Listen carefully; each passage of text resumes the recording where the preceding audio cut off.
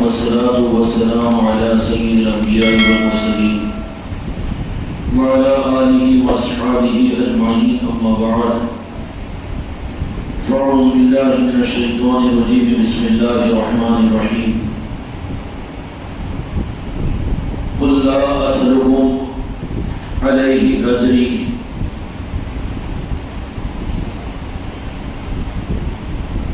مودة في القربى.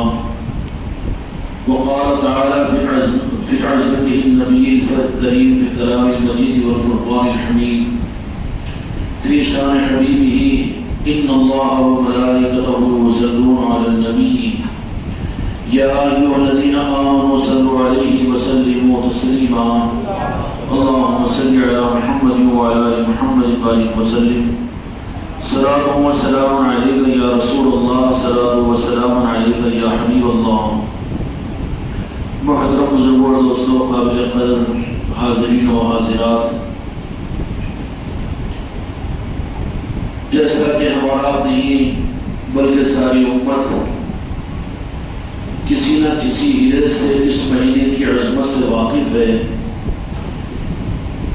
کہ اسلام نے اس مبارک مہینے کو پہلا مہینہ محرم الحرام کا قرار دیا، تو محرم الحرام کی خصوصیت صرف اس امت کے لیے نہیں بلکہ امت سابقہ کے لوگوں کے لیے بھی اس مہینے کو یاد رکھوایا گیا تھا، تاکہ اس مہینے کے ذریعے سے قیامت تک رب العالمین کو حق کے نظام کے چلانا مقصود تھا۔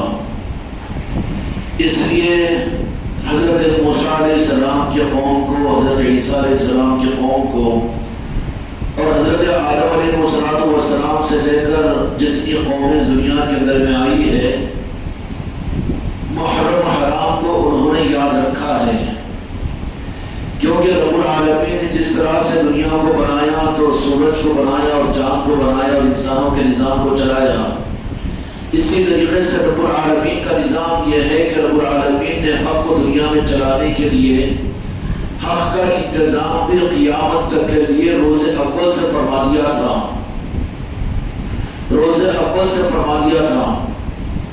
سب سے پہلے روئے زمین کے اوپر اللہ تعالیٰ نے بنی آدم نے حضرت آدم علیہ السلام کو مبعوث کیا، جو صرف جد اعلیٰ انسان اور پہلے انسان نہیں بلکہ وہ نبی بھی تھے۔ تو جس طریقے سے حضرت آدم علیہ السلام کو اللہ نے پیدا کیا تو نبوت کا سلسلہ حق کا نظام بھی دنیا میں ظاہر کیا، اور انسانوں کی ضرورتوں کے اعتبار سے زمین بھی اللہ نے بنائی، آسمان بھی بنایا، چاند و سورج بھی بنایا، تو کائنات کے وجود سے لے کر قیامت تک کے لیے اللہ تعالیٰ انسانوں کے لیے زمین کو رکھے گا، آسمان کو رکھے گا، سورج کو رکھے گا، چاند کو رکھے گا۔ تو اس سے بات کا پتہ چلتا ہے کہ اللہ تبارک و تعالیٰ نے ازل سے لے کر ابد تک حق کے نظام کو شروع ہی سے چلایا اور آخر تک چلائے گا۔ جس کی شروعات ہے وہی اختتام تک ہے، اور جن سے چلایا گیا ہے آخر تک وہی رہیں گے۔ اب جیسے حضرت آدم علیہ السلام کو اللہ تبارک و تعالیٰ نے بنی آدم کا باپ بنایا، اور سب سے پہلے روئے زمین پر انسانوں میں سب سے پہلا انسان اللہ تبارک و تعالیٰ نے آسمان سے بھیجا،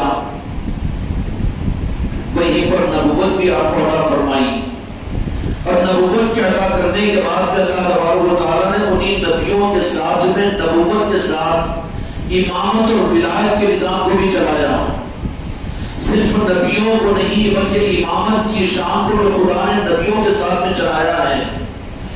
امامت کی مراد ولایت ہے، جیسے نبیوں کا سلسلہ چلا ویسے ہی اللہ تبارک و تعالیٰ نے ولایت کے سلسلے کو بھی شروع سے چلایا۔ فرق صرف یہ رہا کہ اور انبیاء کرام علیہ السلام کے زمانے میں نبیوں کے ساتھ ولایت کو رب العالمین نے ظاہر نہیں فرمایا، اس لیے کہ اس زمانے کی امتوں کی ان مزاجوں کی کمزوریوں کی وجہ سے کہیں ولایت کے نظام کی چمک اور رمق کو زیادہ دیکھ کر اور ان کی ہمت اور استقامت کو دیکھ کر نبوت کے نظام کی ناقدری امت انسانیت میں پیدا نہ ہو جائے، اس لیے امت سابقہ کے اندر میں نبوت کی شان کو، نبوت کی روشنی کو، پیغمبری کے نظام کو، دین شریعت کو اللہ تبارک و تعالیٰ نے ابھار کر رکھا اور ولایت کے نظام کو پوشیدہ اور چھپا کر رکھا۔ سمجھ میں آ گئی بات؟ یہ بات اگر سمجھ میں آ جائے تو پھر اندازہ ہو جائے گا کہ یاد حسین کی محفلوں سے ہم کو آپ کو کیا ملے گا، اور امت کو اگر اندازہ ہو جائے تو یہ بات میں کہنے میں مبالغہ نہیں کہ جتنا یہ جمعہ کی نمازوں کے خطبے کا اہتمام اور جماعت کی نماز کا اہتمام یہ امت کرتی ہے، جمعہ کو جس طرح سے امت کے سارے امتی دوڑ کر جمعہ کی نماز کے لیے آتے ہیں، یاد کربلا اور یاد حسین کو اس سے زیادہ آنے والے یہ بن جائیں گے، اس لیے کہ جمعہ کی نماز تو فرض اللہ نے رکھی ہے، لیکن یاد حسین کو رب العالمین نے قرآن مجید کے اندر امت کے لیے قرض رکھا ہے۔ فرض اصل یا قرض کا مقام پڑا، قرض کو ادا نہیں کیا جائے گا تو پھر اس کا فرض بھی قبول نہیں کیا جائے گا۔ یاد حسین، یاد پنجتن پاک، یاد آل اور اولاد علی، مولا حسین اور مولا حسن علیہ السلام کی یادیں امت کے اوپر میرے مصطفیٰ نے رب العالمین نے قرآن مجید میں امت پر قرض رکھا ہے۔ قل لا اسألکم اجری، قل لا اسألکم علیہ اجری مودۃ فی القربى، کہ میں تم سے کوئی بدلہ نہیں چاہتا، لیکن میری امت میں اہل بیت کے ساتھ محبت اور مودت کا معاملہ کرو۔ گویا کہ میرے مصطفیٰ کی طرف سے دیے ہوئے دین اور میرے آقا جہاں کے مالک محمد رسول اللہ صلی اللہ علیہ وسلم کے نام پاک کے صدقے میں امت کو جو شریعت اور سنت ملی، اور جو نمازیں ملی، جو زکوٰۃ اور جو حج اور جو قربانی اور جو دین کا نظام ملا، اور جو قرآن مجید کی صورت میں قرآن ملا، اور مکہ مکرمہ میں کعبے کی صورت میں بیت اللہ ملا، یہ سب اس کے بارے میں رب العالمین نے میرے آقا کو فرما دیا کہ اس کی عظمت کو امت پہچان لے اور سمجھ لے۔ اس کے لیے میرے محبوب، آپ اپنی امت سے قرض وصول کرنے والے تو نہیں ہیں، آپ تو معاف کرنے والے ہیں۔ میرے مصطفیٰ تو یہ فرما دیتے ہیں کہ چاہے میری امت اگرچہ کہ کلمہ ہو لیکن میرے نمازوں کو بھی شہید کرے گی تو میرے مصطفیٰ کے ہاتھ تو ان کی بھی مغفرت اور شفا کے لیے اٹھنے والے ہیں۔ اس لیے رب العالمین نے قرآن مجید کے اندر فرما دیا اپنی امت سے آپ قرض تو وصول نہیں کریں گے، لیکن آگے آنے والے زمانوں کے اندر میں تمہاری امت تمہارے نمازوں کو شہید کرے گی، اہل بیت اطہار کی ان مقدس اور ماؤں کے ساتھ بے حرمتی کا معاملہ کرے گی، اور ان کو ایسے نازیبہ الفاظ کے ساتھ بھی یاد کرے گی۔ صرف یزید نہیں، یزید کے زمانے میں نہیں، بلکہ قیامت تک ایک طبقہ یزیدیوں کے خون کو لیے ہوئے ان کے اثرات کو لیے ہوئے ہوگا کہ اس وقت میں نہیں بلکہ قیامت تک آل رسول کے اوپر سب و شتم کیا جائے گا اور یزید کی تعریف کی جائے گی، اور ایسی نازیبہ حرکتیں آپ کی امت کے در میں ہوتی رہے گی۔ جو خیر والی امت ہوگی وہ سمجھ جائے۔ اس کے لیے میرے محبوب، آپ تو اپنی امت سے اپنی خدمت کا اور اپنے دین کا کوئی بدلہ وصول نہیں کرنا چاہتے ہیں، معاف کرنا چاہتے ہیں آپ، لیکن میں رب ہونے کی حیثیت سے میں اس بات کو برداشت نہیں کرتا۔ میرے محبوب، قل لا اسألکم اجری علیہ اجری، اے میرے محبوب آپ فرما دیجئے کہ میں تمہارے سے کوئی بدلہ نہیں چاہتا، لیکن صرف یہ چاہتا ہوں، صرف یہ چاہتا ہوں کا مطلب کیا ہے کہ قرض نہ دو، قرض نہ دو، قرض میں سمجھ لوں گا اگر تم میرا شکریہ ہی ادا کر دو۔ سمجھ میں آئی بات؟ مثال دے رہا ہوں میں، کیا فرماؤں فی القربى، میرے اہل بیت کے ساتھ محبت کرو۔ بتاؤ امت کے ایک ایک فرد پر، ایک ایک کلمہ گرو پر اہل بیت کی یاد، یاد حسین کی یاد، قرآن پاک کے مطابق ان کی جانوں پر قرض ہے کہ نہیں ہے خدا کا؟ اور رب نے قرض رکھا ہے، گردن نہیں چھوٹ سکے گی، بچ نہیں سکیں گے۔ میرے مصطفیٰ تو معاف کرنے کے لیے آ جائیں گے، تیار ہو جائیں گے، لیکن رب العالمین نے کہے گا کہ میں قرآن مجید کے اندر میں میرے محبوب کی رحمت کی وجہ سے اور میرے محبوب کے مزاج کی وجہ سے رحمت العالمین ہونے کی حیثیت سے اپنی امت پر کیسے مہربان ہیں۔ قرآن مجید میں اللہ تبارک و تعالیٰ اپنے محبوب کے بارے میں فرما دیا عزیز علیہ ما عنتم حریص بالمؤمنین رؤوف رحیم کہ میرے محبوب کو تو آپ تو وہ ہیں جو اپنی امت کے بارے میں بڑے حریص ہیں کہ امت کے لیے ہمیشہ رب عالمین کے ذریعے سے تم تو اپنی امت کو نوازنا لگواتے ہو اور آپ کی چاہت یہ ہے کہ امت کو نوازا ہی جائے، بڑے حریص قرار دیے گئے ہیں آپ۔ اللہ تبارک و تعالیٰ نے محبوب کی ان نوازش اور امت کے سامنے کرم فرمائیوں کے اس مزاج کے بالمقابل میں میرے مصطفیٰ بھی معاف کر دیں گے، لیکن رب معاف نہیں کرے گا اہل بیت کی محبت کے اظہار کو۔ اب یہ تعبیر نکال لیں کہ ہم اہل بیت کے بغض کرنے والے ہیں، مولا علی اور آل علی اور مولا حسین علیہ السلام اور حسن علیہ السلام کے ساتھ میں کیا ہم ان کے باغی ہیں؟ ہم کیا ان کی محبت کرنے والوں میں ہمارا شمار نہیں ہے؟ کیا بغض کرنے والے ہیں؟ بغض کرنے والے نہیں ہیں تو محبت کرنے والے ہو تو تمہارے کم از کم محرم کے 10 دنوں کے درمیان کی مصروفیت یہ کیوں نہیں ہے؟ تمہارے گھروں میں یاد حسین کیوں نہیں ہو رہی ہے؟ اہل بیت کی عظمت کے ان مجلسوں کو تم قائم کیوں نہیں کر رہے ہو؟ کیا احساس نہیں ہے کہ خدا کا فرض بھی تو ادا کرنا ہے؟ میرے آقا اگر معاف بھی فرما دیں تو رب تو پوچھے گا قرآن میرا کلام تھا اور میں نے اپنے محبوب کے ذریعے سے اعلان کروا دیا تھا۔ یقیناً میرے محبوب تو اعلان نہیں کرتے تھے، لیکن میں نے اعلان کروایا قل لا اسألکم علیہ اجر مودۃ فی القربى کہ میرے محبوب آپ فرما دیجئے کہ میں تم سے کوئی بدلہ نہیں چاہتا۔ بدلہ دیتا کون دے سکتا ہے؟ جنہوں نے بدلہ دینے کے میدان میں آیا تو میدان کربلا میں بہادروں کو شہید کروایا۔ بدلہ تو پوری امت کی طرف سے مولا حسین اپنے اہل بیت کے ساتھ میں دے چکے ہیں، کوئی بدلہ دینے کی ہمت و جرات نہیں کر سکتا۔ لیکن اللہ تبارک و تعالیٰ نے ان کی قربانیوں کو اس بدلے کو قبول فرما کر کیا فرما دیا؟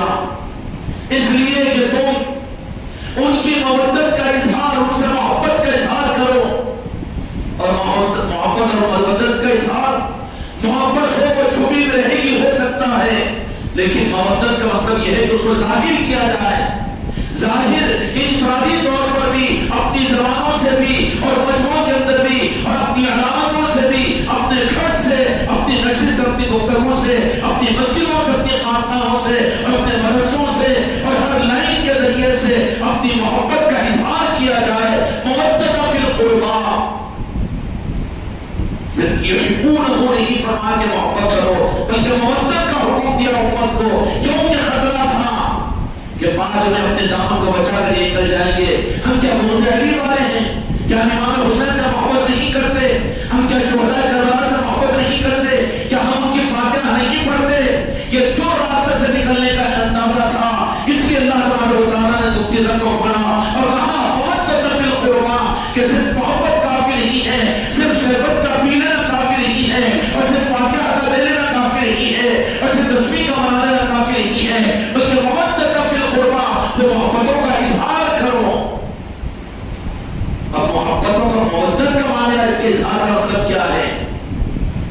مودت کا اظہار اگر پوچھنا ہو تو اہل بیت سے پوچھو، آل علی اور آل علی سے پوچھو، اور اس ملک میں پوچھنا ہو اگر مسلمانوں کو تو سلطان الہند خواجہ خواجگان سے پوچھو۔ پوری حیات مبارکہ میں سلطان الہند خواجہ خواجگان ہمارے آقا جی نے محرم و حرام کے درمیان ان کے خانقاہ کے درمیان شریف کے درمیان کیا نظام ہوا کرتا تھا۔ رات و دن 10 محرم و حرام کو امام حسین علیہ السلام کے تذکرے اولیاء کی خانقاہ ان دنوں کے اندر میں تو صرف اور صرف انہی تذکروں کو لیے میں ہوتی تھی، اس کا اظہار کیا جاتا تھا اور اس کے اظہار کے لیے جو کچھ بھی ہوا کیا جاتا تھا۔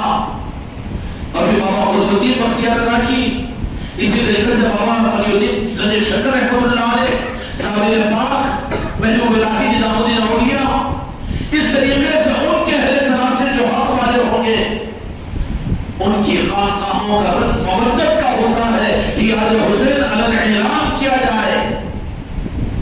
آج تو یہ اپنے آپ کو کی محبت کا دعویٰ کرنے والا سرخ نشان کو دیکھ کر شرمتا ہے اور ان مجالسوں کو اپنی مسجدوں میں کرنے کے در میں شرماتا ہے۔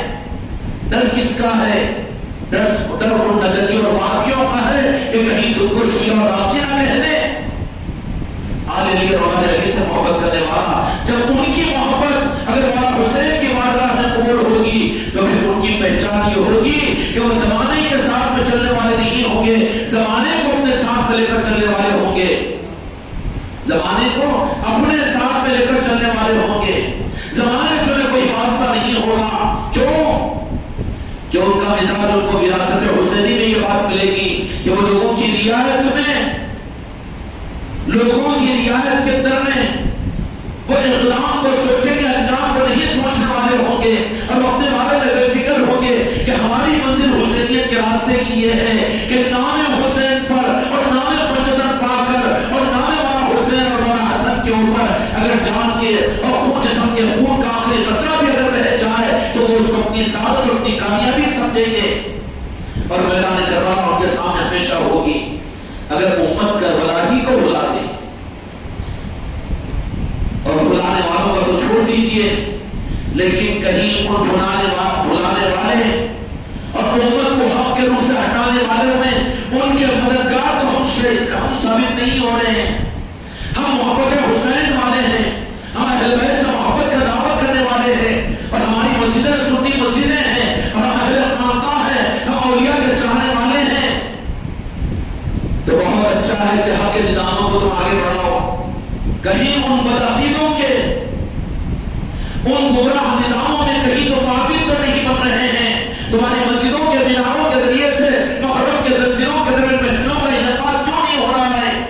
کس خوف و ڈر کے اندر میں جس طریقے سے انہوں نے اپنے مسجد کے دروازوں کو لگا لیا اور یاد حسین کی محفلوں کو اپنی مسجدوں سے نکال دیا۔ سرزمین حیدرآباد کی جامع مسجد میں خود شاہد و ناظر بیٹھا ہوا ہوں کہ 10 محرم تک روزانہ عصر کی نماز کے بعد میں وہاں پر مولانا حسین علیہ السلام کی شہادت کے وہ سارے شہادت نامے سنائے جاتے تھے۔ اور آپ بھی جانتے ہوں گے کہ سرزمین حیدرآباد کی کتنی مسجدیں تھی، یہ 5-8 سال پہلے تک یاد حسین کے نام پر کتنے جلسے ہوا کرتے تھے۔ لیکن آج کیوں؟ کہیں تم اپنے آپ کو آل حسین اور آل علی اور آل علی کا چاہنے والا سمجھ کر کہیں ان بدعقیدوں کا سپورٹ تو نہیں ہو رہا ہے، کہیں ان کے نظاموں میں معافرت تو نہیں، انہوں نے روکنے کی کوشش کی اور تم رک گئے تو کیا ہوا کہ دشمن کا ساتھ دینے والوں میں تمہارا شمار ہو گیا۔ اس لیے ضرورت اس بات کی ہے کہ مودت کا حکم ہے کہ ظاہر کیا جائے، مسجدوں میں ظاہر کرنے کا موقع نہیں ہے، مسجدوں میں ظاہر کرنے کا موقع نہیں ہے۔ اپنے گھر کے سامنے 50 کرسی ڈال کر وہاں ظاہر کرو، اور وہاں موقع نہیں ہے 400 پر ڈالو اور یاد حسین کرواؤ۔ امت کے اندر اس کا رواج تو یہ ذمہ داری ہے، قرآن پاک کا یہ حکم پورا ہوگا۔ معمولی چیز نہیں ہے اہل بیت کی یاد کرنا، دین کا قرض ہے، قرض، اور جو قرض ادا نہ کرے اس کا فرض قبول نہیں، شریعت کا مسئلہ ہے۔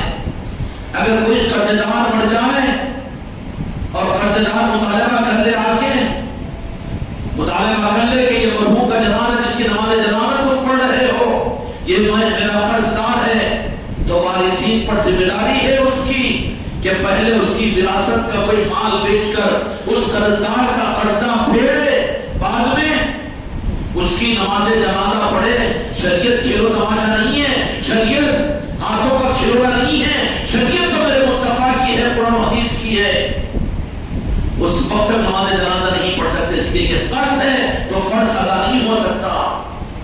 یاد حسین اہل بیت کی محبت اور مودت اس کا اظہار یہ امت کے ہر کلمہ پڑھنے والے پر، ہر مرد پر، ہر بچے پر، ہر بڑے کے اوپر مودت فی القربہ، اس اعتبار سے مولانا حسین کی یاد، اہل بیت کی یاد، آل رسول کی یاد، بولو کیا ہے؟ قرض ہے، قرض۔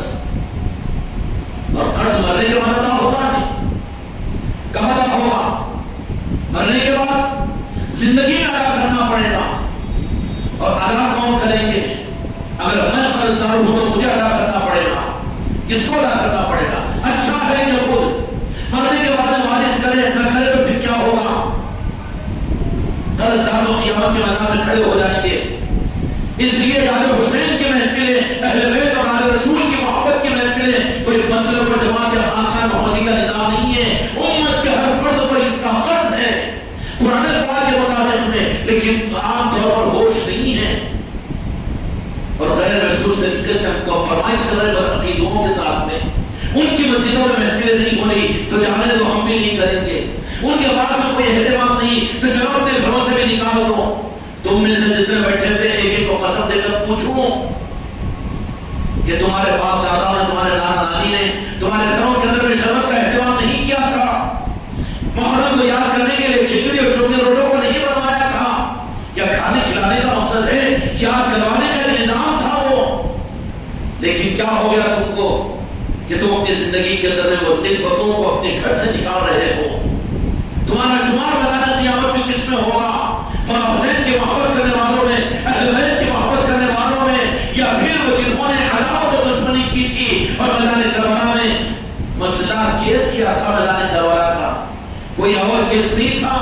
دین، شریعت، قرآن، نمازیں، اذانیں اور شریعت کے سارے نظام، اسلام کی تبلیغ، اسلام کے فتوحات، اسلامی مملکت کا سارا نظام، یہ سب کچھ یزیدیوں کی طرف میں تھا. لیکن کیا نہیں تھا؟ صرف ایک چیز، آل رسول کی محبت اور ان کی عصمت اور تعظیم نہیں تھی، وہ نہیں تھی.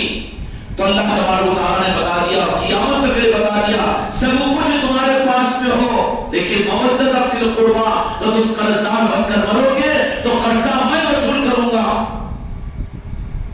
قرضہ اس لیے اہل بیت علی رسول کا، یاد حسین کی محفلوں کو اپنے گھروں کے اندر محفوظ کرنا ہے، اپنی ذات سے ہمیں کرنا ہے. دنیا کے ماحول سے گھبرانے کی ضرورت نہیں ہے. ہم حسینی کہاں ہیں پھر اگر دنیا والوں کی رعایت کرتے ہو تو؟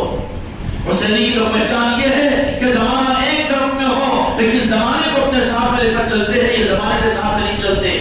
اب کہاں ہوگا؟ کیوں ہتھیار ڈال دیا؟ پھر جینے کا حق اور زمین پر تجھے کہاں ہے؟ یاد حسین کی محفلیں کوئی اس خانقاہ کی طرف سے چلے جانے والا نظام نہیں ہے، بلکہ امت پر یہ قرض ہے. مودت فی القربا، کوئی بدلہ نہیں چاہتا، لیکن میرے محبوب آپ فرما دیجیے کہ کم از کم 10 لاکھ روپے میں آپ کا قرضدار ہوں، لیکن کوئی سخی آپ میں سے ہی کہہ دے کہ ٹھیک ہے آپ نہ دو تو کوئی بات نہیں، لیکن کم از کم درجے کے اندر میں، کم از کم درجے میں میرے ساتھ میں بے ادبی نہیں کرنا، میرے بچوں کے ساتھ میں گستاخی نہیں کرنا. ادا ہو جائے گا میرے شک کے ساتھ میں. کیوں کہ خطرہ ہے کہ قرض اگر ادا نہ کرے تو بعد میں شاید کہ وہ گستاخی کرے گا، بچوں کو ستائے گا. تو صرف یہ کہہ دیا کہ میرے بعد میں میرے خاندان کے بچوں کو تم پریشان نہیں کرنا اور تنگ نہیں کرنا، میں تم سے قرض بھی وصول نہیں کرتا. قرض کا بدلہ یہ ہے کہ میرے بعد میں بچوں کو تم پریشان نہیں کرنا بلکہ ان کے لیے یاد رکھنا. تو دیانتداری کیا ہوگی؟ دیانتداری کیا ہوگی؟ قرض کی ادائیگی کا اس شرط کے ساتھ میں مطلب ہے کہ تم میرے بعد میں میرے بچوں کو، میرے آل کو پریشان نہیں کرنا، ان کے ساتھ میں زیادتی نہیں کرنا. تو پھر جواز اس کے قرض کا صرف یہی ہوگا کہ اس سخی جو 10 لاکھ کا قرض آپ کا معاف کر کے صرف اس کے بدلے میں آپ کو یہ کہہ دیا کہ میرے بچوں کے ساتھ میں بعد میں بدتمیزی نہیں کرنا اور میرے بچوں کے ساتھ میں زیادتی نہیں کرنا، تو اپنی زندگی کی آخری سانس تک اس کو اس وعدے کو پورا کرنا پڑے گا. کرنا پڑے گا کہ نہیں کرنا پڑے گا؟ اگر نہیں پورا کیا تو قرض ادا نہیں ہوا، قرض باقی رہ جائے گا، کیونکہ قرض کا بدل تھا.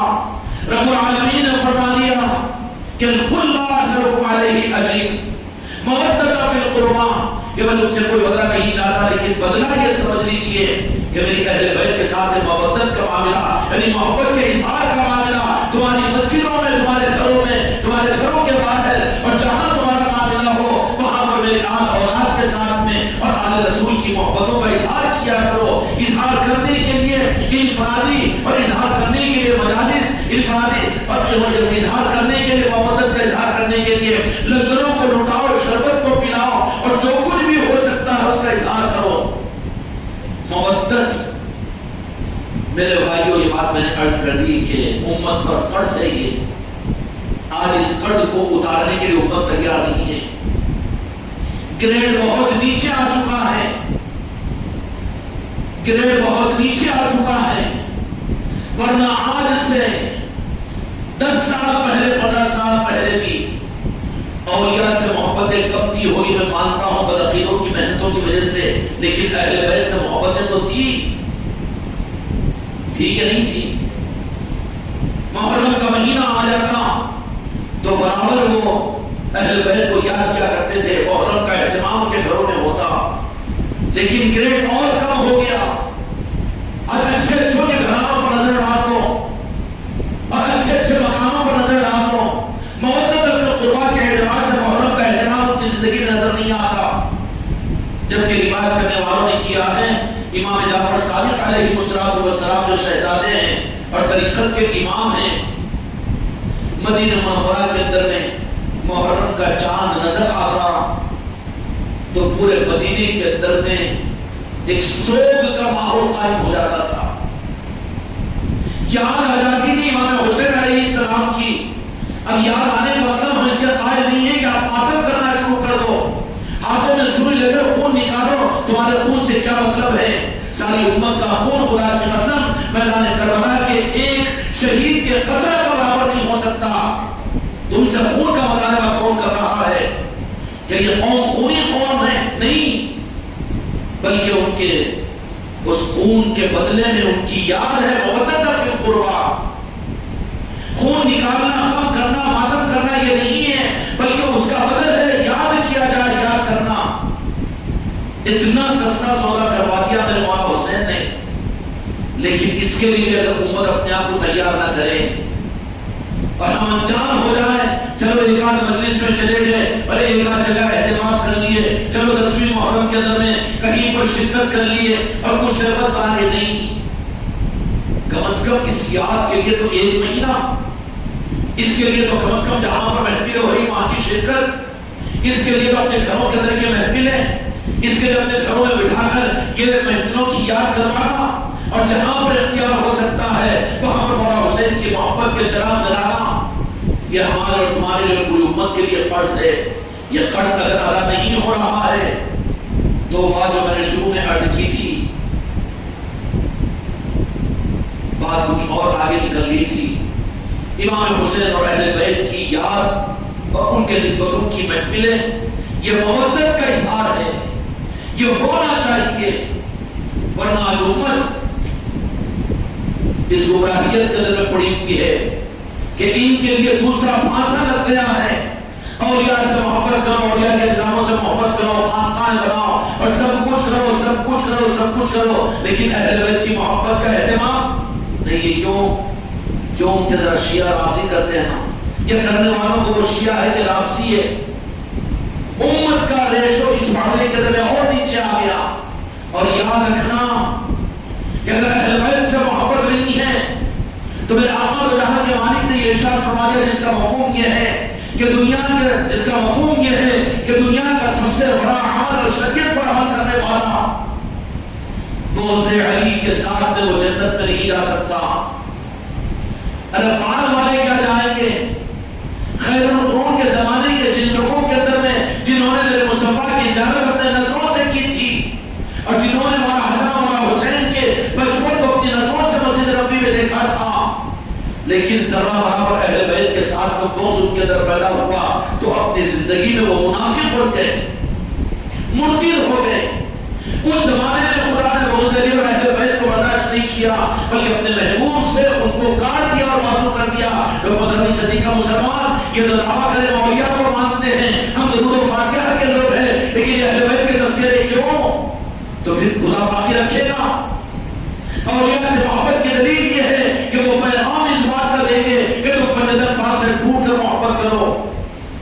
اس لیے تم لوگوں نے نہیں دیکھا ہوگا لیکن گزشتہ سال میرے سلطان الہند خواجہ تاجگان نے پریکٹیکلی بتانے کے لیے خانقاہ محمدی والوں یہاں کے نظام کو ایسے ہی اتفاقی مت سمجھو بلکہ آپ نے دیکھا اپنی نظروں سے دکھایا ہے میرے خواجہ جی نے. جیسے پریکٹیکل کلاس ہوتی ہے تو خانقاہ محمدی کے اس قافلے کو اجمیر شریف کے محرم نے بلایا تھا اور محرم نے بلا کر وہاں کے محرم کو بتایا تھا. اب کوئی کثرت واقعی نہیں ہے. کیوں؟ ہو سکتا تھا کہ لوگ بہکائیں گے، زیادہ حسین حسین کہنا، زیادہ علی علی کہنا، یہ مسائل آ سکتے تھے ہوں گے کہ لوگ جن کو ہم تم اپنے سمجھتے ہو لیکن وہی تو کوئی شیعہ اور رافضی کہیں گے. اس لیے میرے سلطان الہند نے یہ انتظام فرمایا کہ خانقاہ محمدی والو تم 50 برس سے تو اپنے خانقاہ کے اندر محفلیں کرتے ہو اور رمس ہاسپٹل میں فروٹ تقسیم کرتے ہو اور یہاں کے 9 دن کی مجلسیں تم کرتے ہو، لنگر لٹاتے ہو، لیکن پریکٹیکلی خواجہ خواجگان نے خانقاہ محمدی والوں کو بلایا ہے اجمیر شریف کو کہ تمہیں کوئی شک و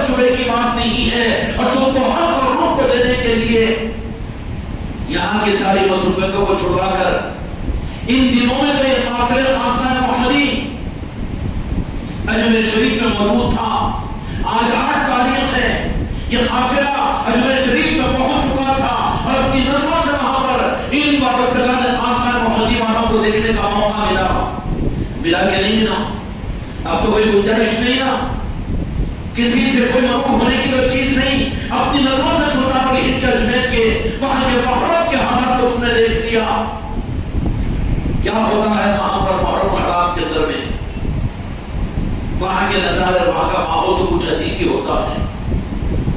یہ تو دیکھنے والی آنکھیں دیکھ کر محسوس کرے گی، لیکن حقیقت والی جن کے قلب کی آنکھیں کھلی ہوئی ہوتی ہے، محرم الحرام میں خواجہ قائدان سلطان الہند کی بارگاہ میں کیا ہوتا ہے؟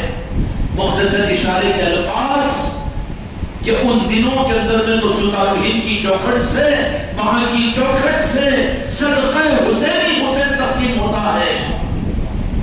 پریکٹیکلی بلایا خانقاہ محمدی والوں کو کہ دیکھو کہ تمہارے لیے کوئی گنجائش باقی نہیں رہ جانا، کبھی دوسروں کے فتوے سے نہیں ڈرنا، دوسروں کے چھپے حکموں سے ڈرنا نہیں، متاثر نہیں ہونا، بلکہ سلطان الہند نے بلا کر پریکٹیکلی بتا دیا. وہاں پر بتایا ہی نہیں بلکہ کروایا. ان دنوں میں وہاں پر قافلہ موجود تھا. اپنی نظروں سے وہاں کے محرم کو دیکھا اور وہاں کے سارے نظاموں کو دیکھا اور دیکھ کر کیا ملا؟ کیوں کہ معلوم تھا کہ یہ الزام شاید کیا آئے گا خانقاہ والوں پر، میرے بچوں پر آئے گا، خاندان چشتیہ کے بچوں پر، کہ حکمت نہیں آنا کہ وہ رافضی ہے کہ شیعہ ہے، زیادہ علی علی نہیں کہنا چاہیے، مولا حسن اور مولا حسین سید کائنات نہیں کہنا چاہیے. تو سلطان الہند نے مطمئن کرنے کے لیے قافلے بھی بلا دیا. پورے 400-500 کا قافلہ اجمیر شریف کے اندر رہا اور وہاں کے محرم کو اپنی نظروں سے تم نے دیکھا. پھر تو کوئی کسر باقی نہیں رہی ہوگی. اب آنے کے بعد بھی یہاں پر یہ محرم کو ہمیں یہاں پر کو موقع ملا ہے، تو یہ کیا ہے؟ ڈر کر احسان نہیں کر رہے ہیں، کوئی اضافے کا کام نہیں ہے، بلکہ ہم کو اللہ تبارک و تعالیٰ نے جو قرض دار رکھا ہے اس قرض کو ادا کرنے کی کوشش ہے. یہ مودۃ فی القربى کہ میرے اہل بیت کا تذکرہ اور ان کے ساتھ مودت کا اظہار کرو. ہر مسلمان اہل بیت کے تذکرے میں اور مولا حسن اور مولا حسین کے تذکرے میں، پنجتن پاک کے تذکرے کے قرض میں مبتلا ہے، اس کی گردن چھوٹ نہیں سکتی. ابھی اللہ تعالیٰ نے بھی کیسا اٹکا دیا؟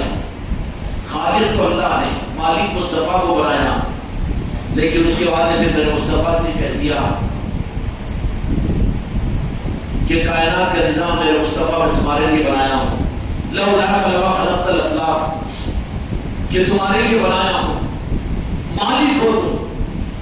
لیکن اللہ تبارک و تعالیٰ کی منشا سے اس کائنات کے نظام کو قیامت تک چلانے کے لیے تو یہاں کے مالک میرے آقا نے کائنات کا نظام چلانے کی ذمہ داری من کنت مولا ہو فاضل علی مولا علی کے سپرد فرما دی. یہ قیامت تک کا نظام میرے مولا علی تم سنبھالیں گے، میری امت کو بھی اور کائنات کو بھی. اس کے بعد پھر دنیا کا نظام تو مولا علی کے ذریعے سے چلے گا. پھر آگے آئے گی عالم برزخ، وہاں پر میرے مصطفیٰ اپنے امتیوں کو بچا لیں گے جو پہچان لے گا. اور پھر میدان قیامت جب قائم ہوگی، میدان قیامت کے اندر میں جنت و جہنم کا معاملہ ہوگا تو ہر انسان تمنا کرے گا کہ میں جنت میں جاؤں. لیکن رب العالمین دنیا ہی میں کہلوا دیا اپنے محبوب کے ذریعے سے کہ جنت کی ملکیت تو میرے مصطفیٰ تمہارے نوازوں کو میں نے دے دی. احادیث کے مطابق میں نوجوانان جنت کے سردار مولا حسن اور مولا حسین ہوں گے. جنت کس کی ملکیت ہے؟ جنت میں جائے گا کون؟ اے جنت کے طلبگاروں، اہل طریقت کو جنت کی طلب نہیں ہوتی، وہ تو مولا حسین کے خطوں کی خیرات چاہتے ہیں، مالک کی خوشنودی چاہتے ہیں. جب مالک راضی ہے تو ان کی ملکیت تو وہ انہی کی ملکیت ہوگی. مالک کس کو بنایا؟ مولا حسن اور مولا حسین کو بنایا. اور عورتوں کو کہہ دیا کہ وہ سیکشن بھی باقی نہ رہے میرے مریدوں.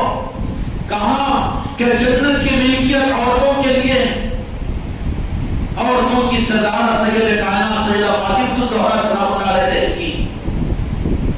جس عورت کے دل میں سید کائنات سیدہ فاطمہ الزہرا سلام اللہ علیہ کی نسبت اور ان کی نقل، ان کی محبت جن کی عورت کے دل میں نہ ہو، وہ جنت میں نہیں جا سکے گی. تو جنت تو بنا کر مالک بنا دیا میرے مصطفیٰ کے ذریعے سے امام حسن و حسین اور سید کائنات کو، مولا علی کو دے دیا دنیا، تو دنیا کو عقبہ کا مالک تو پنجتن پاک ہے، اور اس مسلمان کو جو اپنے آپ کو سنی کہے اور پنجتن پاک سے اس کو غیر ہو جائے، یہ گمراہ ہو گیا بدعقیدوں کے ساتھ میں، اس کا رخ مل گیا ہے۔ پھر کیا ہوگا؟ قیامت کے میدان کے اندر نہیں چلے گا کچھ بھی، وہاں پر تو رب کہے گا رب مجھے جنت میں بھیج، اللہ تو کہے گا کہ نہیں، جنت تو امام حسن حسین کی ہے۔ ان کی عورت کہے گی کہ میں جنت میں جانا چاہتی ہوں، دنیا میں کتنی دعائیں کرتی تھی، کہا کہ جنت میں تو وہی جائے گا، جنت کی مالک تو عورتوں کے لیے سید کائنات کو بنا دیا۔ کیا ہوگا پھر وہاں پر؟ دنیا میں، دنیا کے معاملات میں، دنیا تو میرے مصطفیٰ نے مولا علی کو دے دی ہے، رب نے اور مصطفیٰ نے اپنے پاس سب کچھ نہیں رکھا، پنجتن پاک کو سب کچھ دے دیا، تو تمہارے میرے لیے تو پنجتن پاک سب کچھ ہے۔ وہی پنجتن پاک نے تو خواجہ خواجگان کو دیا، وہی پنجتن پاک نے تو غوث اعظم کو دیا، وہی پنجتن پاک نے تو پھر حضرت جنید بغدادی رضی اللہ عنہ کو دیا، اور وہی پنجتن پاک قیامت تک اپنی آل کے اولیاء کو دیتے رہ کے امت کو، اور وہ اولیاء کی پہچان وہ ہے جو پنجتن پاک کی پہچان کروائے۔ وہ ولایت کا نظام نہیں ہے، وہ طریقت کا نظام نہیں ہے، وہ سلسلہ نہیں ہے، وہ پیری مریدی نہیں ہے، وہ خانقاہ نہیں ہے، اور وہ کہنے دیجئے کہ وہ سنی نہیں ہے جو پنجتن پاک کی پہچان نہ کروائے۔ اصل تو سنیت کی پہچان پنجتن پاک ہے، اصل تو پہچان پنجتن پاک ہے۔ میرے بھائیوں، یاد حسین کی یہ محفلیں یہ ہمارے اوپر قرض ہے، اللہ نے قرض بنایا، اور قرض میدان کربلا کے اندر میں مولا حسین علیہ السلام پہنچے۔ آج 8 محرم الحرام ہے، آج کا دن بھی پیاس کی شدت کے ساتھ میں 34 گھنٹے گزر چکے تھے۔ مولا حسین علیہ السلام اپنے شہزادوں کے ساتھ میدان کربلا میں ہیں، لیکن چہرے کے اوپر ذری آسودگی نہیں ہے اور تھوڑی کمزوری کے اثرات نہیں ہیں۔ معصوم بچے بھی وہ کھیلتے ہوئے پھول اور کلیوں کی طرح سے میدان کربلا کے اندر میں یزید کی فوجوں کے پرچے اڑ رہے ہیں، دیکھ رہے ہیں کہ پیاس کی شدتوں کی وجہ سے نہ ان کے پاس میں کھانے کا رس، نہ پینے کا، نہ پانی کا قطرہ، اور بالمقابل اس کے یزید کی فوجیں نہر فرات کے پانی میں کھیل رہی ہے، کود رہی ہے، نہ رہی ہے، لیکن اہل بیت کے ان معصوم اور ان شیرخواروں کے چہروں کے اوپر ایسی مسکراہٹیں ہیں کہ یزید کے ان خبیثوں کو دیکھ کر تعجب ہو رہا ہے۔ اور مولا حسین علیہ السلام کے وہ یہ سمجھ رہے ہیں کہ ہم نے پانی بند کیا تو شاید پانی کے راستے سے امام حسین کے سچے عاشق ہمارے پاس میں آ جائیں گے۔ ارے تمہارے پاس اپنے ایمان کا سودا ان سے تھوڑی ہوگا، سودا کرنے والے یزیدی ہوں گے۔ یزیدیوں کے پاس میں سودے بازی چلتی ہے، حسینیوں کے پاس میں سودے بازی نہیں۔ حسینیوں کا سودا تو اپنی جان کو دینا ہوتا ہے، چاہے دنیا چھوٹ جائے اور چاہے جان چلی جائے، آل اولاد قربان ہو جائے، لیکن یہ پنجتن پاک کے اور اپنی نسبت کے جہاں کے مالک کے نعرے پاک کا سودا کرنے والے کسی زمانے میں تاریخ اسلام میں کوئی مجھے بتا دے، میں زندگی میں غلامی کر لوں گا۔ حسینیوں نے کبھی سودا نہیں کیا قوموں کے ساتھ میں۔ حسینیوں کی پہچان یہ ہے کہ جو سودا کرتے نہیں ہیں، سودا کرنے والے تو یزیدی ہوتے ہیں۔ وہاں پر حالات اتنے زیادہ سخت کیوں کر دیے گئے؟ اس کی وجہ یہ تھی کہ کسی طرح سے امام حسین علیہ السلام کو تنہا کر دیا جائے، تاکہ آئے ہوئے ساتھ میں جو 72 نفوس ہیں وہ جب ان حالات کو دیکھ کر کہ وہ بے چینی کا شکار ہوں گے اور ہتھیار ڈال دیں گے، تو پھر امام حسین یہ باتیں کہنا بھی اچھا نہیں لگتا، وہ تو خدا کا نظام ہے، لیکن اپنے بچوں کو سمجھانے کے لیے اللہ نے قرآن مجید نے فرعون کا تذکرہ کیا، شیطان رجیم کا تذکرہ کیا، تو پھر جب یہ باتیں میں عرض کرتا ہوں حکمت کے ساتھ میں کہ ان کے ذہنوں میں تو یہی تھا کہ مانتے ہیں کہ علی اور اولاد علی کے اندر وہ حکمتیں ہیں جو باطل کے سامنے صفر ہونے والے نہیں ہیں، ہتھیار اڑانے والے نہیں ہیں، لیکن ذہنوں میں یہ تھا کہ امام حسین علیہ السلام کو اپنی ذات کی پیاس اور اپنی ذات کی شدتیں اور اپنی شہادت، اس سے ہم ان کو ہرا نہیں سکتے، لیکن ساتھ میں جو معصوم بچے ہیں اور وہ اہل بیت اطہار کی عورتیں ہیں اور ان کے ساتھ میں جو اور ہیں، ان لوگوں کو کسی طرح سے ہم ان چیزوں سے ڈرائیں گے۔ یزیدیوں کا مزاج ہے اپنی اکثریت سے حسینیوں کو ڈرانے کی کوشش کرتے ہیں اور اپنے جاہ و جلال سے ان کو مغرور کرنے کی کوشش کرتے ہیں، لیکن قدم قدم پر پہچانو کہ حسینیت کیا ہے.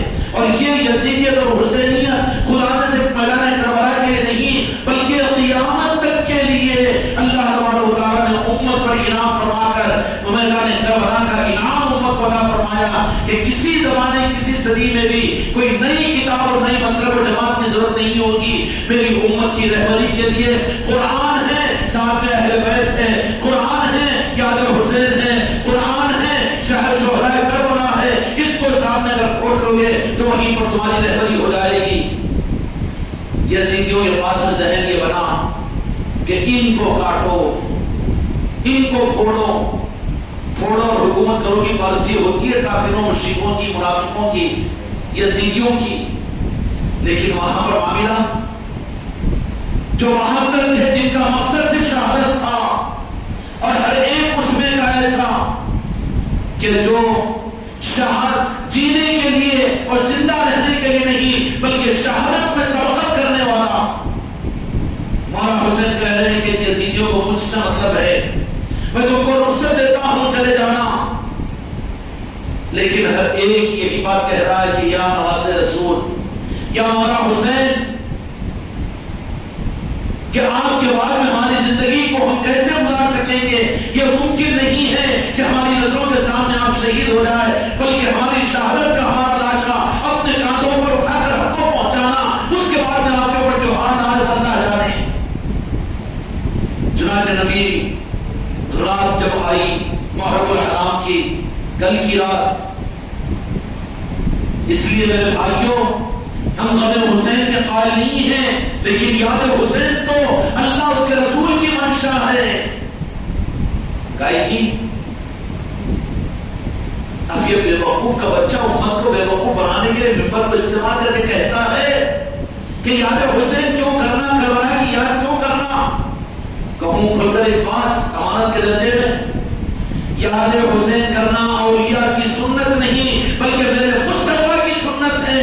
سن کار کھول کر دلیل میرے پاس میں ہے دلیل. میرے آقا دو جہاں کی ہماری ایک روایت مشہور ہے، البدایہ والنہیہ، جو حدیث کی کتاب ہے، جا کر کتاب کھول کر دیکھ لو، اس میں ایک روایت موجود ہے کہ دو جہاں کے مالک میرے آقا محمد رسول اللہ صلی اللہ علیہ وسلم نے ام سلمہ رضی اللہ عنہا فرماتی ہے کہ آپ جلوہ افروز تھے حجرے کے باہر، لیکن آپ جب اندر تشریف لائے تو تھوڑا سا غمزدہ محسوس ہوئے، تو پوچھا ام سلمہ رضی اللہ عنہا نے امہات المومنین میں کہ یا رسول اللہ صلی اللہ علیہ وسلم، وہ تو غموں کو محسوس کرتے تھے، ارے کیا وہ غم حسین تمہارا میرا صرف اوپر کا ہے یا دلوں کا ہے کہ تمہاری دیوار، تمہاری بیوی، تمہاری اولاد بھی پہچانے کہ نہیں یہ کسی غم میں ہے؟ غم حسین منانا، غم حسین اور یاد حسین، ماتم حسین تو منع ہے، لیکن غم حسین اور یاد حسین، کیونکہ یاد حسین کی جائے گی تو دل تو ہے پتھر تو نہیں، غم تو ہوگا ہی ہوگا. دل ہے پتھر تو نہیں، غم تو ہوگا ہی ہوگا. آنکھیں تو آنسو بہے گی بہے گی، یاد جب کریں گے تو پھر آنکھوں سے آنسو نکلیں گے. لیکن ماتم حسین اس لیے کہ نہیں منایا جائے گا، اس لیے کہ وہ خوشی کی سوغات امت کو مولانا حسین نے اپنی شہادت سے دی، اور حکم یہ نہیں دیا کہ تم ماتم کرو، لیکن غم حسین تو منایا جائے گا. یاد تو کی جائے گی، یاد کریں گے تو غم حسین تو ہوگا ہی ہوگا. ماں مگر 14 سال ہو گیا ہے، اگر ماں کی کوئی اچھائیاں بیان کریں تو سعید لڑکا جو ہوگا اس کے آنکھوں میں آنسو آئیں گے، میری اماں مجھے یاد آئی. اب فتوا دو اس کو کہ غم ماں مت بناؤ، بدعت ہے، جھاپڑ مارے گا، وہ پاگل ہے. یاد منع نہیں ہے، اور یاد میں غم کا منع نہیں ہے، ہاں ماتم کا منع ہے.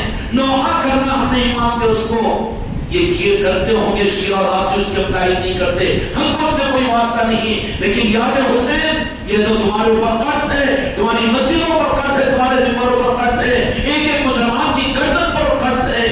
اور وہ بھی قرض میرے مصطفیٰ کا نہیں، مولانا حسین کا نہیں، پنجتن پاک کا نہیں. کان کھول کر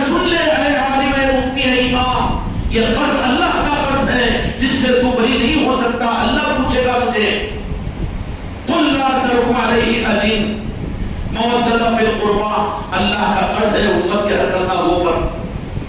इसलिए मेरे भाइयों, इसको कोई जज्बाती चीज मत समझो, कोई मसला को जमात का मसला मत बनाओ। खोल दो अपने घर के दरवाजे, हर घर के दरवाजे नियत करो कि यार हुसैन की एक महफिल तो होगी। कसम खाकर अपने आप को इरादा कर लो कि इंशाअल्लाह हमारे हर घर के अंदर में, मेरे हर मुरीद के घर में इंशाअल्लाह और हर मुसलमान के घर में मजलिस हो जाए, इसकी कोशिश और फिक्र भी करेंगे। क्यों करोगे ना इंशाअल्लाह, ताकि तुम्हारा कर्ज अल्लाह का अदा हो सके। उम्मे सलमा कैसा समझाया जाता है? अच्छा होगा कि मस्जिदों में बरोस से उम्मत को याद हुसैन करवाई जाती, जो अब तक की तारीख में, आज लवा की तारीख 400 साल है, तो 400 साल जब से मस्जिद बनी है, यहाँ की तारीख याद हुसैन की थी। लेकिन जालिमों, तुमने इस तारीख को खत्म कर दिया। हक को मिटाने की तुमने कोशिश की, दीन की खिदमत नहीं, बल्कि खुदा के सामने तुम जवाब दे होंगे। जब से थी तो तुम्हारे बाप दादा परदादा सगर दादा वो याद हुसैन करते थे होंगे कि नहीं करते थे होंगे? नहीं करते थे तो फिर तुम्हारे बाप दादा कैसा किए, तुमने कैसा देखा? तो इसका मतलब ये है कि याद करते थे। तुमने हक को मिटाया है। उन वहाबियों और नजरियों के ऊपर ताज्जुब होता है जिन्होंने जन्नतुल बकी के मकबरों को पुरनज़र चलाकर खत्म किया। तुम भी तो वही किए कि वहां पर उनका इख्तियार था। मस्जिद नबी के करीब में जन्नतुल बकी के अंदर में उन सहाबा किराम के उन मकबरों को, सैयद कायनात के मकबरों को उन्होंने खत्म किया, और तुमने उनकी याद के मकबरों को तुम्हारे मिंबरों से खत्म किया, और तुम का साथ दे रहे हो। नहीं ना को करो, क्यों? अपन नजरों में आ जाएंगे। उन लोगों का निजाम है ज्यादा है, कसरत वाले हैं। कसरत और किल्लत के निजामों पर यजीदियों का मिजाज है, वो कंप्रोमाइज की बुनियादों पर नहीं किया जाएगा। उम्मे सलमा रज़ियल्लाहु अन्हा इरशाद फरमाती है कि दुनिया के मालिक मेरे सरताज हुजरे मुबारक में तशरीफ लाए तो देखा कि मेरे चेहरे मुनव्वर के ऊपर कुछ आसूदगी महसूस की और कुछ गम के आसार महसूस किए। होना चाहिए हम भी वाक़ियतन, हमारे बीवी बच्चे भी महसूस करें कि इन दिनों के दरमियान हुसैन की वजह से कुछ न कुछ दिल इनका टूटा हुआ है, खुशियों की तरफ में रग़बत ना हो। ये गम के इज़हार का एक जरिया है और दलील होगी उस वक्त में। और जिनको वो अपना बनाते हैं ना, वो तो बनते ही हैं। मौला हुसैन उनको बना ही देते हैं। उनके चेहरों को देखकर महसूस होता है कि ये खुश नहीं है इन दिनों में, बल्कि कुछ न कुछ इनके दिल में कांटा छुपा हुआ है। समझ में आ रही बात? इसलिए गम हुसैन मौला हुसैन की तरफ से दिया जाता है अपने उम्मत के सईद लोगों को। उनके होठों पर पपड़ी आएगी, चेहरे उतरे हुए होंगे, दिन उनका नहीं लगेगा, उदास उदास रहेगा। पानी का मौसम होगा लेकिन खुश्की और प्यास ज्यादा लगती जाएगी। या तो खुदा पानी को रोक देगा, धूप को सख्त कर देगा। ये सारे हालात आते हैं क्योंकि करबला अल्लाह ताला ने क़ियामत तक के लिए रखा है, क़ियामत तक के लिए। उस वक्त में हो गई ये बात नहीं है। ये यजीदियों ने इसको भुलाकर हक को मिटाने की कोशिश करने के लिए करबला को भुला दिया है। अगर उम्मत करबला याद रखेगी, खुदा की कसम दज्जाल को घुटने टेकने पड़ेंगे। किसी मसलब और जमात से क्या गुमराह होगा ये उम्मत, लेकिन गुमराह होती है याद करबला को भुलाने से। इसलिए अपनी नस्लों को याद करवाओ, अपने घरों में याद करवाओ, मरते हुए इस बात की वसीयत करो कि हमारी जो औलाद हो तो इसका हक ये है। हम क़यामत में तुमसे पूछेंगे कि याद हुसैन कभी तुम्हारी जिंदगी से खत्म नहीं होना, और याद हुसैन की महफिल तुम्हारे घरों से नहीं निकलना। याद हुसैन तुम्हारी खानकाहों से खत्म नहीं होना, याद हुसैन तुम्हारी मस्जिदों से खत्म नहीं होना। याद हुसैन क्या है? क़यामत तक के लिए रब का इंतजाम है हक और दीन के लिए। जहां हक है वहां हुसैन है, और जहां इश्क है वहां करबला है। जहां इश्क है वहां करबला है। इश्क ही नहीं तो इश्क ही तो ईमान है, ईमान नहीं तो इस्लाम तो यजीदों के पास भी था। अगर तुम्हारे पास, बुरा ना मानो, जितनी सुन्नत और शरीयत पर अमल करके धोखा देते हो उम्मत को, इससे ज्यादा सुन्नत और शरीयत तो यजीदियों के पास में थी, लेकिन अहले बैत की मोहब्बत नहीं थी। बाजू हटा दिए गए। फिर कहो उनसे جو یاد حسین کو نہیں مانتے یزید کی تعریف کرتے ہیں، مشورہ دو ان کو، حضرت مفتی صاحب تمہارا بیٹا پیدا ہوا تو یزید نام رکھیے، ہم جب تک خوش ہوں گے۔ زاری میں کہتا ہے کہ محرم حرام کے مہینے کے اندر میں نکاح کیوں نہیں کرنا؟ تیرا باپ مر گیا تو ضد کرے گا جا پوچھ کر، باقی کہلایا جائے گا نا، ناجائز خدا نے نہیں کیا، پر تیرا صرف اور تیرا ایمان کیسے گوارا کرتا ہے؟ کوئی خوشی کا کام کیوں تیرا دل لگتا ہے؟ کرنا مجبوری کے لیے ضرور ہے، لیکن خوش ہو کر کرنا الگ ہے۔ لیکن ضد کو اس دن کرنا تو پہچانا جائے گا کہ یزید کے اثرات کو یہ ہوتے ہیں۔ تو جہاں کے مالک میرے آقا محمد رسول اللہ صلی اللہ علیہ وسلم تشریف لائے حجرہ مبارکہ میں، تو میں سلمہ یہ پوچھنے لگی کہ یا رسول اللہ کیا بات ہے آپ کے چہرے پر غمی کے اثرات محسوس ہو رہے ہیں؟ اب تو نہیں کہیں گے کہ کوئی دلیل دو، یہ دلیل دو ان لوگوں کو کہ جو یہ کہے کہ یاد حسین کیوں غم حسین کیوں منائیں، یہ سنت ہے، سنت ابھی واقعہ نہیں ہوا، ابھی جو 55 سال کے بعد جو ہونے والا ہے یا واقع کربلا ہونے سے پہلے میرے مصطفیٰ نے سنت قرار دیا۔ غم حسین کے در میرے آقا کے چہرے پر مسکراہٹ ختم ہو کر غم کے آثار ظاہر ہوئے، تو بتاؤ سنت مصطفیٰ نہیں ہے یہ؟ اور تمہاری کتاب کا حوالہ دیا ہوں البدایہ و النہایہ کا، انکار نہیں کر سکتے تم، نہ چھیڑو خانقاہ محمدی والوں کو، کھول کر رکھ دیں یہ ساری تاریخ کو۔ ابھی تک چل گئی تمہاری کچی دکانیں، امت کو دھوکہ دینا، لیکن اب نہیں چلے گا۔ البدایہ و النہایہ کی کتاب جو مدارس میں پڑھائی جاتی ہے اس کا حوالہ دے رہا ہوں۔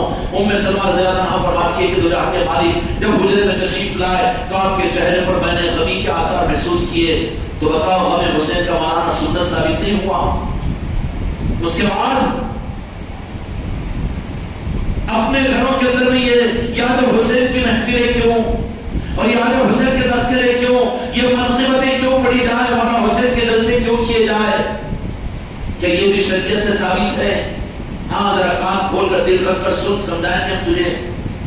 ام سلمہ رضی اللہ عنہا کو پھر محسوس کیا کہ یا رسول اللہ کیوں، کیا بات ہے آپ کے چہرے پر کے اوپر غم کے آثار ہیں؟ تو کہا کہ حضرت جبرائیل امین میرے پاس میں آئے تھے اور آ کر ابھی انہوں نے کی اطلاع دی ہے میدان کربلا کے اندر میں تمہارے نواسوں کو تمہاری امت خود شہید کرے گی، اور اس مقام کی اس مٹی کو حضرت جبرائیل نے شیشی میں ڈال کر مجھے دیا اور دے کر کہا کہ یہ اس میدان کی مٹی ہے۔ تو بولو مولانا حسین واقف نہیں تھے اس سے، مدینے والے واقف نہیں تھے اور صحابہ واقف نہیں تھے؟ کربلا کی یاد تو کربلا سے پہلے میرے مصطفیٰ نے مدینے میں کروائی تھی، یہ مدینے کی سنت ہے۔ آج وہ مدینے کی سنت سے مسجد خالی ہے، اس مدینے کی اس سنت سے ہمارے گھر خالی ہو چکے ہیں۔ ام سلمہ رضی اللہ عنہا کو فرمایا کہ اس شیشی کو تمہارے پاس محفوظ رکھنا۔ سوال ہی پیدا ہوتا ہے کہ اس میں حضرت سیدہ عائشہ صدیقہ رضی اللہ عنہا کی حیات تھی اور دوسرے ازواج مطہرات امہات المومنین بھی حیات تھے، لیکن دو جہاں کے مالک نے اس مٹی کو جو کربلا کے وقت میں کربلا کی مٹی تھی، اور یہ فرمایا کہ اس شیشی میں مٹی کو رکھنا اور اس کو دیکھتے رہنا کہ جس وقت میں یہ شیشی کی مٹی سرخ ہو جائے گی اور تازہ خون اس میں نظر آئے گا تو سمجھ لینا کہ میری امت نے میدان کربلا میں میرے نواسے کو شہید کر دیا۔ اطلاع کب دی جا رہی ہے؟ دو جہاں کے مالک دے رہے ہیں، پھر بھی کہو کہ واقع کربلا کو شریعت سے کوئی تعلق نہیں، پاگل پر کی بات ہے وہ۔ یزیدیت کے اثرات تجھے پیدا ہو گئے ہیں، تو نے دین کہاں پڑھا؟ یزیدیت کو پڑھا ہے۔ الفاظ سخت ہوتے ہیں لیکن مجبور ہے اپنی اس معاملے کے اندر میں۔ ام سلمہ رضی اللہ عنہا کو دیا اور کہا کہ سنبھال کر رکھنا۔ سیدہ عائشہ صدیقہ رضی اللہ عنہا کا پردہ ہو گیا، دوسرے امہات المومنین بھی سارے کے سارے پردہ ہو گئے۔ واقع کربلا کے وقت میں صرف امہات المومنین میں اکیلی جو باقی تھی، حیات تھی، وہ ہماری ابا جان ام سلمہ رضی اللہ عنہا تھی۔ تو میرے آقا کو علم غیب نہیں تھا، پھر بھی کہتا ہے ظالم علم غیب نہیں تھا، تو اندھا ہے، تو بے وقوف ہے، تو نادان ہے، تو غلط پڑا ہے۔ میرے آقا کو اولین اور آخرین کا علم تھا، علم تھا کہ جو رہنے والے انہیں کی تو حوالے کیا نا۔ ارے میرے آقا کی بات کیا ہے، ان کے نام لیوا غلاموں کو میرے مصطفیٰ اپنے نارائن پاک اور مولا علی کے چاہنے والے اور علی اور آل علی کے ماننے والے ان کے شہزادوں کو علم غیب کے خزانے عطا فرما دیتے ہیں کہ پھر وہ امام جعفر صادق علیہ السلام کوفے کی دار مسجد میں کھڑے ہو کر یہ مدینے کی مسجد میں کھڑے ہو کر یہ بات کہتے ہیں کہ قیامت تک جو پوچھنا ہو پوچھ لو، میں بتانے کو تیار ہوں۔ کہا کہ یہ علم آپ کو کیسے؟ کہا کہ کتابوں سے نہیں، یہ وراثت میں ملا ہوا علم ہے، وراثت میں ملا ہوا علم ہے، وہ بھی بتائیں گے جو قیامت کے قریب ہونے والا ہے۔ تو جب ان کے نام لیواؤں کو میرے آقا یہ علم کی فیضان عطا کر دیتے ہو تو جو دینے والی ذات ہے وہی میرے مصطفیٰ کے بارے میں گمراہ کر دیا جائے، ان کو علم غیب تھا کہ نہیں تھا؟ ان چکروں میں مت پڑو۔ جو یہ کہے سمجھو یہ پاگل ہے آخر درجے کا، اس کو مشورہ دینا ہو تو جاؤ پہلے اپنے پاگل پن کا علاج کرواؤ، اس کو جوابات مت دو علم غیب تھا کہ نہیں تھا کہ نہیں تھا، بہت پرانا عنوان ہو گیا، رکھو بس اس کو۔ تو میں سلمہ رضی اللہ عنہ کو دیا وہ شیشی اور کہا کہ دیکھو اس کو دیکھتے رہنا، اور جس وقت شیشی کے اندر میں خون تازہ ہو جائے، سرخی ظاہر ہو جائے تو سمجھنا کہ وہ وقت میں میرے نواسوں کو میری امت نے میدان کربلا میں شہید کیا ہوگا۔ دل اہتمام ام سلمہ رضی اللہ عنہ میرے آقا کے پردہ فرما لینے کے بعد میں اس شیشی کو دیکھا کرتی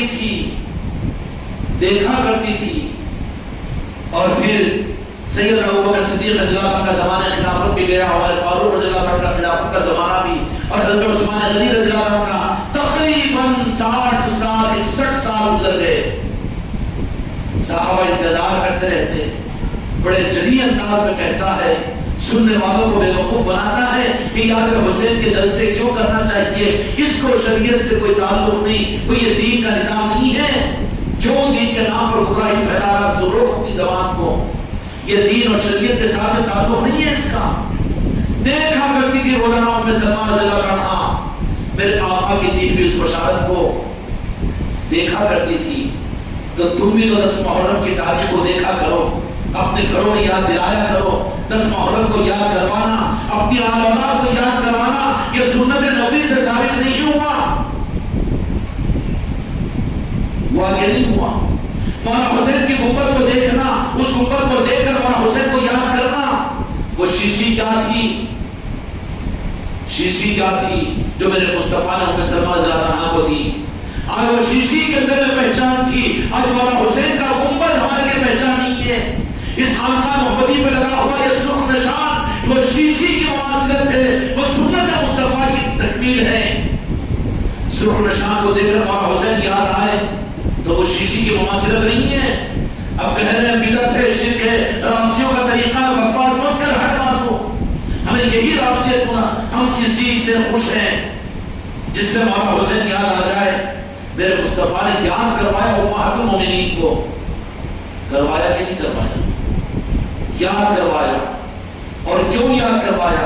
وہ بات میں پہلے جو عرض کیا تھا میرے بچوں کہ اللہ تبارک و تعالیٰ نے کائنات کے شروع دن سے سورج کو بھی رکھا، انسانوں کو بھی رکھا، نبوت کو بھی رکھا، ولایت کو بھی رکھا۔ اب یہ ولایت اور یہ انسانیت کا نظام اب قیامت تک رہے گا، تو نبوت پہ رہے گی، ولایت پہ رہے گی۔ ام سابقہ کے نبیوں کے زمانے میں امتیں چونکہ کمزور تھی، اس لیے نبوت کے نظام ہی کے اجالے کو زیادہ رکھا اور ولایت کے نظام کو چھپا کر رکھا۔ قرآن پاک کے مطابق میں ہر زمانے میں اولیاء رہے موجود۔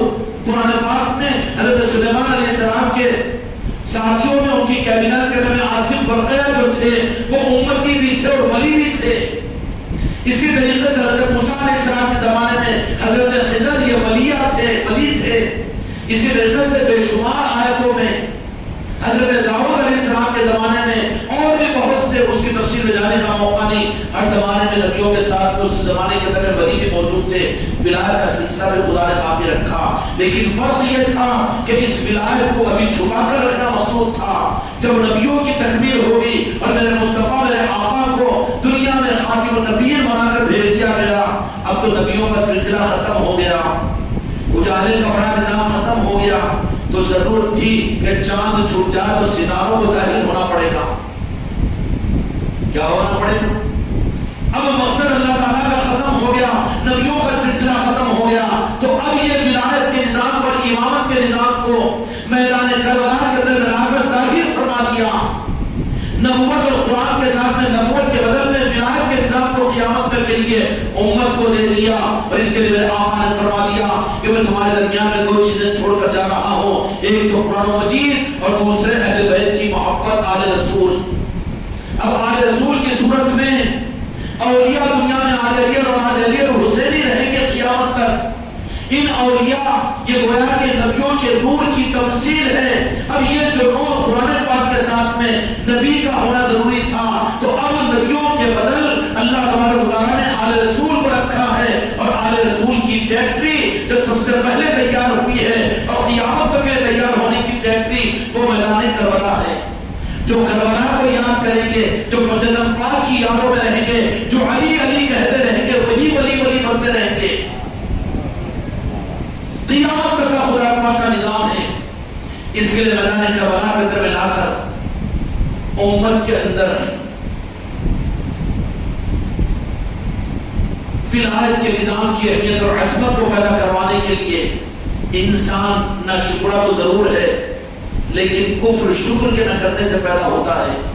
اس لیے امت شکر ختم کر دے تو پھر کفر کے راستے پر پڑ جائے گی۔ اس لیے کون مسلمان کو نہ شکرا ہے، مسلمان تو نہیں ہو سکتا، منافق ہو سکتا ہے کہ وہ یاد حسین نہ کرے، مولا حسین کو یاد نہ کرے، میدان کربلا کے شہداء کو یاد نہ کرے، ان کی یاد کو شرک و بدعت کہے۔ یہ کفر کا راستہ ہے۔ اس لیے میدان کربلا کے اندر مولا حسین علیہ السلام کو لایا، اور لا کر اولیاء کے تاجدار اور ولایت کے سرقیل اور ولایت کے نظام کے ملکیت جن کے ہاتھ میں ہے جنت پاک کو آخری صورت کے اندر امت کے لیے کہ تم خبردار خبردار کہ جن سے آگے ولایت چلنے والی ہے ان کے جدہ اعلیٰ کو میدان کربلا میں وہ اس ولایت کے بدلے میں اللہ کی بارگاہ میں صرف اپنے کو نہیں بلکہ اپنی آل اولاد کو شہید کروا رہے ہیں، اور یہ بدلہ اللہ کی بارگاہ میں پیش کر کے ولایت کی اس امانت کو میں اپنی نسل میں چلانے کے لیے رب تجھ سے میں مانگتا ہوں۔ تو اللہ تبارک و تعالیٰ نے اس کے بدلے کی صورت میں مولا حسین علیہ السلام کو فرمایا کہ اس کا بدلہ یہ ہوگا کہ تم کو شہید ہونا پڑے گا۔ مولا حسین نے فرمایا کہ شہید ہونے کو تیار، ایوب فرمایا کہ میری شہادت یہ نہیں بلکہ میں اپنی آل اولاد اپنے معصوموں کو بھی اس کے بدلے میں شہادت کا جام شہادت کا نوش کرنے کے لیے میں اپنے آپ کو تیار کرتا ہوں۔ رغبت اور خوشی کے ساتھ میں مدینے سے قافلہ نکلا تو اپنی عورتوں اپنے بچوں کو ساتھ لے کر نکلا، اس لیے کس لیے کہ ولایت کے نظام کے سودے پر حق ادا کرنے کے لیے جا رہے تھے۔ مولا حسین کا سفر نہ تخت و تاج کے لیے تھا نہ حکومت کے لیے تھا، بلکہ وہ امت میں قیامت کے لیے ولایت کے نظام کو دینے کے لیے اس کا حق ادا کرنے کے لیے مولا حسین جا رہے تھے۔ اس لیے اولیاء کی پہچان یہ ہے کہ وہ مولا حسین کو یاد کرتے رہیں گے اور وہی یاد کرتے رہیں گے۔ میرے بھائیوں اور میرے دوستوں میرے بزرگوں، اس لیے نصیحت ہے، وصیت ہے، مرتے ہوئے بھی اپنی نسلوں کو، اپنے گھروں کو، اپنے اہل عیال کو، اپنے خاندانوں کو، اپنے مستقان کو اس بات کی نصیحت کرنا کہ سب بھول جانا لیکن میدان کربلا کو یاد حسین کو نہیں بھولنا۔ اگر یہ نہیں بھولے تو پھر حق تم کو مل جائے گا، مولا حسین کی نگاہ کرم ہوگی قیامت کے اندر میں، مولا حسین پھر بچا لیں گے شفاعت کر کے۔ اگر سب کچھ یاد رکھا لیکن اس کو اگر بھول گیا تو قیامت میں بھٹکتا رہے گا، کہیں پر سہارا نہیں ملے گا۔ اس لیے کہ جنت کے مالک بھی وہی ہے، جنت مالک کی اجازت کے بغیر کوئی نہیں جا سکتا۔ پھر یہ نہ کہنا کہ ہم اللہ سے جنت لے لیں گے، اللہ تو کہے گا کہ میں مالک کو ان کو بنا دیا، چل نکل یہاں سے، جا وہاں پر۔ ارے وہاں تو نہیں، میں بڑی گستاخی کیا مولا حسین کی، اور میدان کربلا کو یاد کرنے سے میں نے تو ممبروں پر منع کیا تھا، امت کو کربلا سے روکا تھا اور اس کو شرک و بدعت کہا تھا، تو پھر تیرا ٹھکانہ تو یزیدیوں کے ساتھ میں جا، ان کی جھوٹوں کے اندر میں جہاں وہ جا رہے جہنم کی طرف میں، کہاں جائے گا پھر؟ ٹھکانہ کیا ہوگا؟ جو ان کے ہوں گے ان کے لیے تو ان کے مہمان خانے میں پہنچیں گے۔ اگر چاہتے ہو اپنی نسلوں کو جنتی بنانا تو دنیا میں حسینی بناؤ اور حسین علیہ السلام کی نسبتیں ان کو ادا کرو، اپنے گھرانوں میں مولا حسین کی یادوں کو قائم کرو۔ وہ مولا حسین کو میدان کربلا کے اندر میں امت کو اپنا احساس دلانے کے لیے کہ میں کون ہوں، 8ویں شب کی محرم الحرام کی میدان کربلا کی، چاروں طرف سے تاریکی چھائے ہوئی ہے، ٹمٹماتے ہوئے خیمے لگے ہوئے ہیں، اور 34 گھنٹے پورے کے پورے بھوک و پیاس کی شدت کے ساتھ میں گزرے ہوئے ہیں، لیکن یزیدی فوجوں کو جب انہوں نے حسینی فوجوں کے اوپر نظر ڈالی تو کوئی ان کی ساری شرائط کا اور ساری پابندیوں کو کوئی اثر ہی محسوس نہیں ہوا۔ ان میں کے معصوم سے معصوم بچے بھی ان کے چہروں پر اور زیادہ چمک ہے، اور زیادہ تراوٹ ہے، اور زیادہ ان کے اندر میں جوانی محسوس ہو رہی ہے، پریشان ہو گئے کہ آخر کیا معاملہ ہے یہ۔ آخر کار نبی محرم کی رات آئی، مولا حسین علیہ السلام نے فرما دیا کہ اب یہ محرم کی نویں رات ہے جس کو شب عاشورہ کہتے ہیں۔ 10 محرم عاشورہ ہے، عاشورے کا دن کہتے ہیں نا اس کو، اور شب عاشورہ نویں محرم کی رات یعنی کل کی رات مسلمانوں کو ذمہ رکھنے کے کل غافل رہے، جن مسجدوں میں ہو وہاں پر کہو کہ کل کی رات اور کم از کم یاد حسین کے لیے 11-12 بجے تک اپنی مجلسوں کے اندر میں مجلسیں کرو۔ یہ کوئی شیعہ اور رافضیوں کا نظام نہیں ہے، یہ تو اصل سنیوں کی پہچان ہے، یہ اصل تو ایمان والوں کی دلیل ہے۔ تم خجامت بنو ان یزیدیوں کی، ان سے متاثر مت ہو، ان کی وجہ سے اپنے نظاموں کو ختم مت کرو، اپنے ہاتھوں کو ان کے ہاتھوں مت بیچو۔ شب عاشورہ تھی، مولا حسین علیہ السلام نے کہا کہ یہ آج کی رات آخری رات ہے۔ سب چھڑ گئے، اور جو تھے اہل بیت کے اور جو جانثاران تھے، مولا حسین علیہ السلام کے وہ 72 جانثار، انہی کو میدان کربلا میں لے کر بیٹھے ہوئے ہیں۔ چاروں طرف اندھیرا ہی اندھیرا سناٹا چھایا ہوا ہے، دوسری طرف یزید کی فوجوں کے اندر میں گانے اور تاشے اور طبلے چل رہے ہیں، رقص منایا جا رہا ہے، اور خوب کھایا اور پیا جا رہا ہے، اور خوب گیت گائے جا رہے ہیں، بڑی خوشیاں منائی جا رہی ہے۔ مولا حسین علیہ السلام انجام سے یزیدی واقف نہیں ہے، لیکن حسینی تو واقف ہوتے ہیں۔ مولا حسین علیہ السلام نے فرمایا کہ شب عاشورہ ہے آج کی رات، اور یہ ہماری زندگیوں کی آخری رات ہے۔ کل کو جب یہ دن نکلے گا عاشورے کا تو وہاں پر میدان کربلا کے اندر میں ہم کو شہید ہونا ہے۔ پھر کیا کیا امام حسین علیہ السلام نے؟ انہوں نے اپنے آپ کو شہید کروایا، اور آج کا مسلمان مسجدوں کے دروازوں پر لگ کر شب عاشورہ میں گھروں میں سو جائے اور کہہ دے کہ شیعہ اور رافضیوں کے باقی جاگی رہے۔ تم مومن ہو، تم مسلمان ہو، کہ تمہارا حق نہیں ہے یاد حسین کریں۔ اگر نہیں ہے مسجدوں میں موقع، تم اپنے گھروں میں مجلس سے سجاؤ، یوم عاشورہ کو غفلت میں مت گزارو۔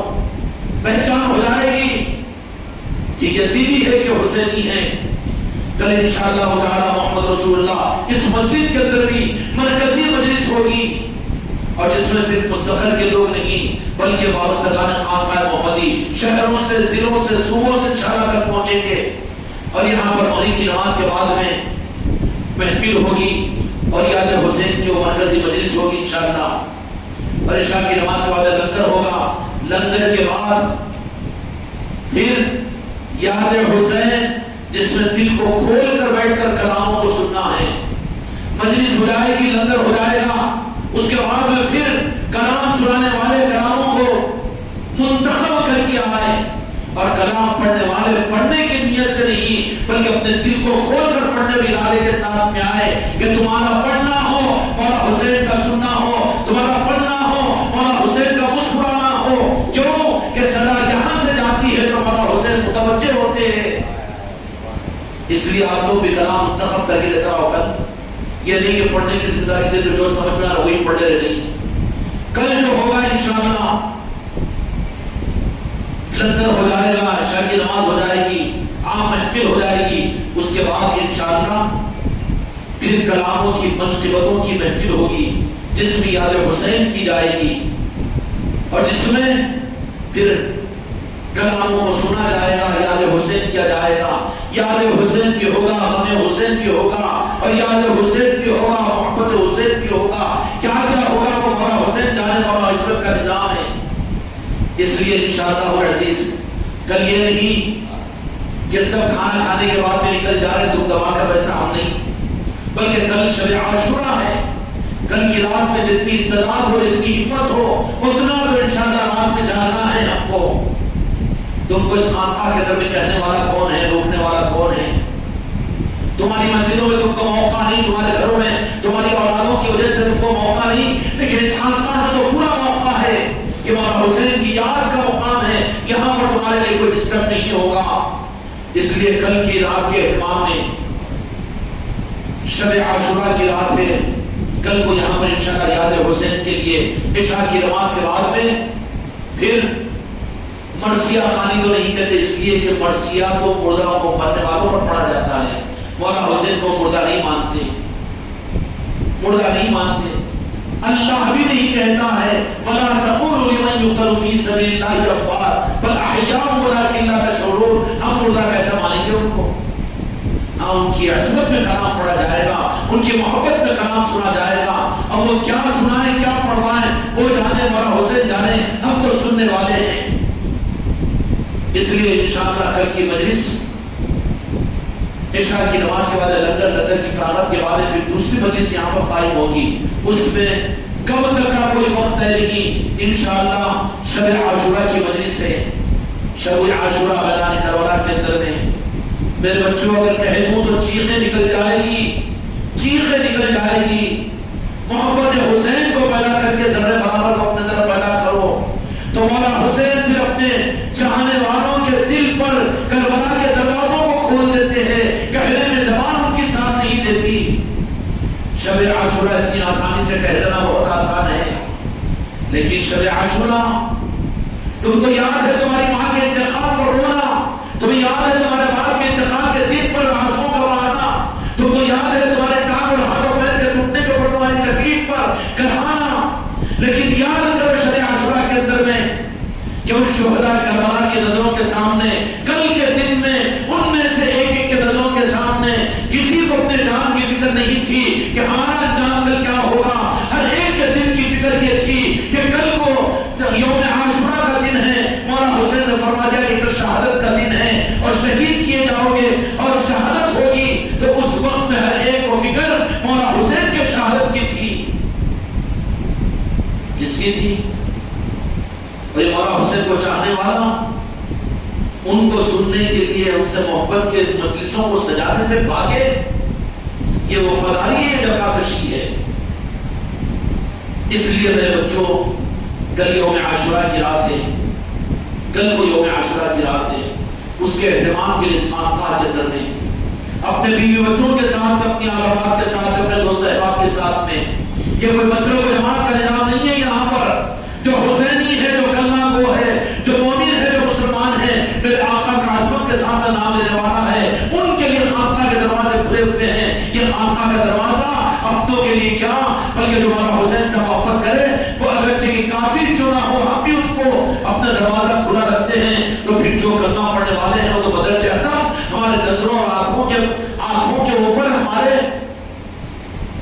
آنکھوں پر، پلکوں پر ان کا استعمال کرنے کو تیار ہیں، لیکن بدنصیبی ہے اگر وہی محروم کر دے تو نہیں جا سکتے، خانقاہ میں نہیں جا رہے، نہ جا رہے، تمہاری قسمت ہے، تم آ نہیں رہے، یہ بات نہیں، بلکہ تم کو آنے نہیں دیا جا رہا ہے، تم کو کسی نے روکا نہیں۔ قسم کھا کر کوئی مسجد میں کہو گے کوئی خانقاہ والا کسی ایک عام مسلمان کو لے کر کوئی خانقاہ آنا چاہے تو اس کو روکے تو اہل نسبت کو کون روکے گا، اور کسی مسلمان کو کون روکے گا، جبکہ کسی انسان کو یہاں روکا نہیں جاتا، ہر ایک کے دروازے کھلے ہیں، لیکن آئے گا وہی جو ان کو چاہے گا، اور وہ جن کو چاہیں گے وہی آ سکے گا۔ یوم عاشوراء، شب عاشوراء کی رات، وہ جو بات میں نے عرض کی کہ نبیوں کے نبوت کے ساتھ ولایت کا نظام تھا، اس لیے میدان کربلا کے نظام کو بھی اللہ نے اس کی تیاری حضرت آدم علیہ السلام سے ہی نے کی۔ جب سے سورج بنا، جب سے چاند بنا، جب ہی سے خدا کا نظام تھا کہ سن 60 ہجری میں کربلا کا واقعہ پیش آنا ہے۔ اس لیے آدم علیہ السلام کو زمین پر اتارا تو 10 محرم کو ہے نا حدیث میں، حضرت موسیٰ علیہ السلام کو فرعون سے فتح ملی تو 10 محرم کو، حضرت عیسیٰ علیہ السلام آسمانوں پر اٹھائے گئے 10 محرم کو۔ کتنے نبیوں کے نسبتیں اس کو ملی ہے، اس کی وجہ سے امت سابقہ کے اندر بھی یوم عاشورہ کی فضیلت تھی. سمجھ میں آ گئی؟ جو حضرت موسیٰ علیہ السلام کی قوم کو یوم عاشورہ دے رب العالمین، جو حضرت عیسیٰ علیہ السلام کی قوم کو یوم عاشورہ دے، اور جو امت سابقہ کو یوم عاشورہ دے، یا اللہ امت محمد یا امت مصطفیٰ صلی اللہ علیہ وسلم کو آپ نے یوم عاشورہ کیوں دیا؟ ارے یوم عاشورہ اس لیے دیا کہ تکمیل ہوئی ہے یوم عاشورہ کو. قیامت تک کی امت کی ہدایت کے لیے میں نے اپنے محبوب کے نواسوں کو وہاں پر شہید کروا کر جامع شہادت عطا کیا ہوں. ان کو یاد کریں کہ میں ان سے راضی ہوں گا. یہ انتظام خدا کی طرف سے تھا، یہ اتفاقی تو نہیں تھا. اتفاقی ہوتا تو ایک نبی کا معاملہ ہوتا. لیکن جب میرے آقا اللہ کے مالک پہنچے ہیں مدینہ منورہ کو تو دیکھا کہ یہود اور نصارہ بھی وہاں پر روزہ رکھتے ہیں یوم عاشورہ کا. تو میرے آقا نے فرمایا کہ روزہ رکھتے ہی اپنے انبیاء کی سنت سمجھ کر یوم عاشورہ کا روزہ قوموں پر فرض تھا، لیکن کہا کہ میری امت پر فرض نہیں ہے. لیکن نبیوں کی اس یاد کو یاد کرنا میری ذمہ داری بھی ہے. اس لیے میں اگلے محرم میں جب اگر رہوں گا تو پھر 9 یا 10 کا روزہ یا 10 یا 11 کا روزہ رہوں گا، یوم عاشورہ کا روزہ. کیوں؟ جو نبیوں کو جو ملا تھا اس امت کو بھی پہچان باقی رکھی. پھر اس صورت سے کہتا ہے کہ یاد حسین کیوں مناتے ہو، محرم کا اہتمام کیوں کرتے ہو؟ آنکھ بند کر لیا قرآن و حدیث سے، شریعت سے، امت کو دھوکہ دینے کے لیے یزیدیت کو قبول کر لیا ہے. وہ امت کو یاد دلاؤ یاد حسین، ان کے گھروں میں یاد حسین کرواؤ، ان کے مجلسوں کو کرواؤ، ان کو جوڑو، ان کے گھروں میں یاد حسین کرواؤ. یہ حق کی پہچان ہے. نویں محرم الحرام آخری رات ہے یوم عاشورہ کی. امام حسین علیہ السلام عشاء کی نماز کے بعد بڑے حضرات کو جمع کی اور خطبہ ارشاد فرمایا. خطبہ ارشاد فرمایا. خانقاہ میں لمبے بیانات ہوتے ہیں، کیا ہونا؟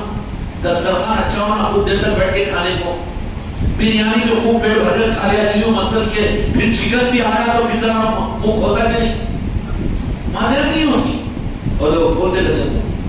تصدیق کرتی ہے تو یہ اور وہاں نہیں بیانات بڑے لمبے لمبے ہوتے وہاں پر. تیرے کو بیٹھ بول رہا، تو کھانے کو آنے والا کھا نکل جائے یہاں سے. یہاں پر جو کھانے کے لیے آتا اس کے لیے یہاں پر یہ ہوتے ہیں. کیوں یہ آئے گی؟ نہیں تو ذرا مختصرش کرنا کی، مختصرش کرنا کی. کیوں مختصر؟ کیا مختصر؟ کھانا مختصر ہوگا، یہاں کی روحانی غذا مختصر نہیں ہوگی. کون کس نے زبردستی کیا تو کو آگے بیٹھنے کی؟ یہاں پر یہاں مختصر نہیں. جب تک مرضی ہوگی ہوتا رہے گا، جب تک مرضی ہوگی ہوتا رہے گا. کیا کیا مولانا حسین علیہ السلام؟ ارے وقت بھی تو دیکھنا نہ چاہیے. غم کا موقع، خوشی کا موقع ہر جگہ نہیں. ہم کو تو ہمارے لیے نمونہ ہمارے آقا مولانا حسین علیہ السلام ہے. غم کی راتوں میں سب سے بڑی رات آل علی اور اولاد علی اور اولیاء کے نظام والوں کے لیے، اہل طریقت کے لیے. میرے بھائیوں، تمہارے ماں کے مرنے کی رات نہیں، تمہارے باپ کے مر جانے کی رات نہیں، بلکہ خدا کی قسم قیامت تک مولانا حسین کی وہ یوم عاشورہ کی رات ہے. عشاء کی نماز کے بعد میں مولانا حسین علیہ السلام نے جو اپنے ساتھ میں آئے ہوئے تھے جانشان صحابہ، جانشان اپنی آل اور اپنے خاندان کے افراد، بات بہت لمبی ہو جائے گی لیکن میدان کربلا کے اندر میں اللہ تبارک و تعالیٰ نے صرف آل کو لے کر آیا. وہاں پر آل رسول کو، ان کی عظمتوں کی ناقدری مت کرو. جو سادات اور سید کی صورت میں دنیا میں آل رسول رہیں گے، ڈھونڈنے سے ملیں گے، ڈھونڈنے سے مل جائیں گے. اور آل رسول کی پہچان کیا ہوگی؟ ان کی پہچان حق کے لیے اپنے آپ کو قربان کرنا ان کی پہچان ہوگی. دنیا کے وہ طالب نہیں ہوں گے بلکہ طالب حق ہوں گے. وہ جنت پاک کی پہچان کرانے والے، آل اولاد علی کی پہچان کرانے والے، اپنی ذات کی پہچان کرانے والے آل رسول نہیں ہوتے. اس لیے میدان کربلا کے اندر میں دوسروں کو نہیں بلایا بلکہ کن کو بلایا؟ اپنی آل کے سارے لوگوں کو بلایا. کیوں؟ کہ قیامت تک ان کے ذریعے سے اس نظام کو چلانا ہے. اس لیے مولانا حسین علیہ السلام نے حضرات کو قریب بلایا اور بلا کر کہا، وہاں پر خطبہ ارشاد فرمایا. خطبہ دینے والے، بیان کرنے والے مولانا حسین علیہ السلام ہے. زبان مقدس، زبان مبارک،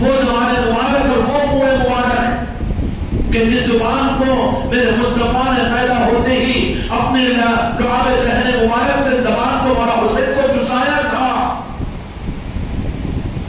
اور وہ مولا حسین علیہ السلام نے اپنی زبان مبارک حضرت سید سجاد امام زین العابدین رضی اللہ عنہ کے پیدا ہونے پر وہ لعاب مبارک اور رہن مبارک زبان مبارک کو چسایا۔ یہ امانت پہنچتی ہے آل رسول کے اندر میں کہ صرف علم نہیں پہنچتا بلکہ نسبتیں پہنچتی ہے۔ اس لیے بعض مشاہدین کے پاس میں پیر کا جھوٹا لایا جاتا ہے، وہ بھی غلط نظام نہیں ہے، اس میں بھی کچھ حقیقت ہوتی ہے۔ جھوٹوں کا جھوٹا ہے، سچوں کا جھوٹا کہاں ہوتا ہے؟ وہ تو شفا ہوتی ہے، شفا ہوتی ہے۔ تو جھوٹا ہے اس کے راستے تجھے جھوٹا نظر آتا ہے۔ ارے بولے ہاتھ دھوئے سے رکابے کا پانی کیوں پیتے تھے؟ روح یہ تھوڑی بول رہے ہیں، تو کھائی کر لینا، تو پی بھی مت، تیرے کو ہضم نہیں ہوگا، وہ الٹی ہو جائے گی۔ پینے والوں کو دیکھ کر کیوں تنقید کر رہا ہے؟ تو کیا جانے ان چیزوں کو؟ امام حسین علیہ السلام نے سب کو جمع کیا، مرد حضرات کو۔ کہاں پر یہ مجلس کہاں ہو رہی ہے؟ یہ مجلس کوفے کے قریب کربلا کے میدان میں ہوئی۔ سب کو بلایا اہل بیت کو، گھڑی دیکھنے والوں کو، ٹائم دیکھنے والے، اچھل کے بھاگنے والوں کو، ان کو نہیں، سب چھڑ گئے۔ اب وہ جو رہ گئے ہیں جن سے قیامت تک مولا حسین اپنا نام بلند کروانا چاہ رہے ہیں، جن کو آسمان کے تارے بنانا چاہ رہے ہیں، جن کو عظمت کے معیار دینا چاہ رہے ہیں، ان کو بلایا اور بٹھایا، اور وہاں پر پھر آپ نے خطبہ ارشاد فرمایا، خطبہ ارشاد فرمایا۔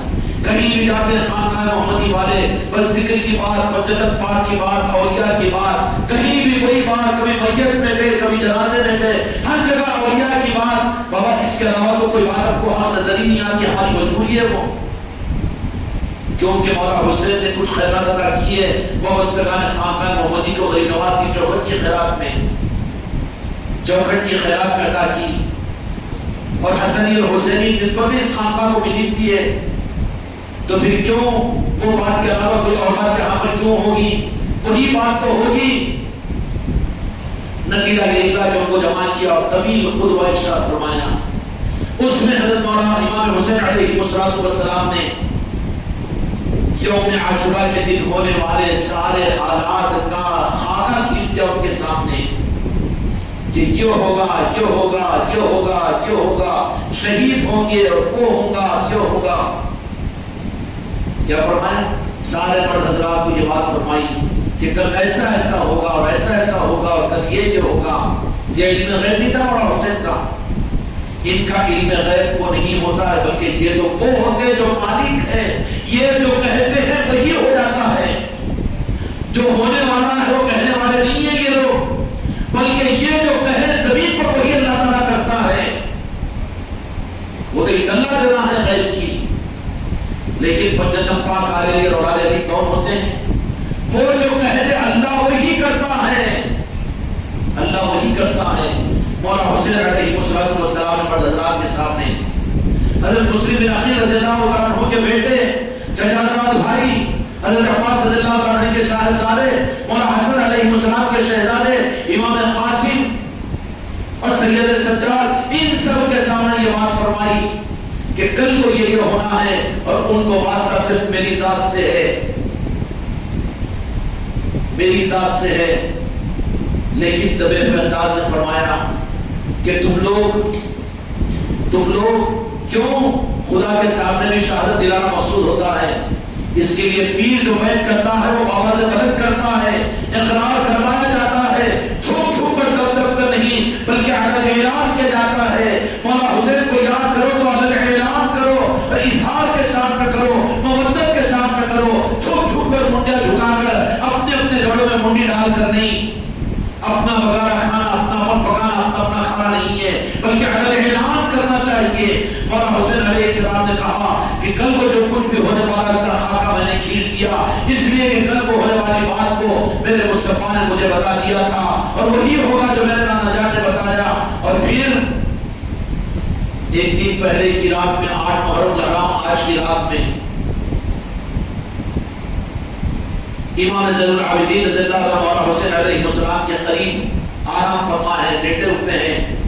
مولانا حسین علیہ السلام تھوڑا سا چونک کر اٹھے تو تو سید سجاد نے سوال کیا کہ ابا جان مولا حسین کہ کیا وجہ ہوئی؟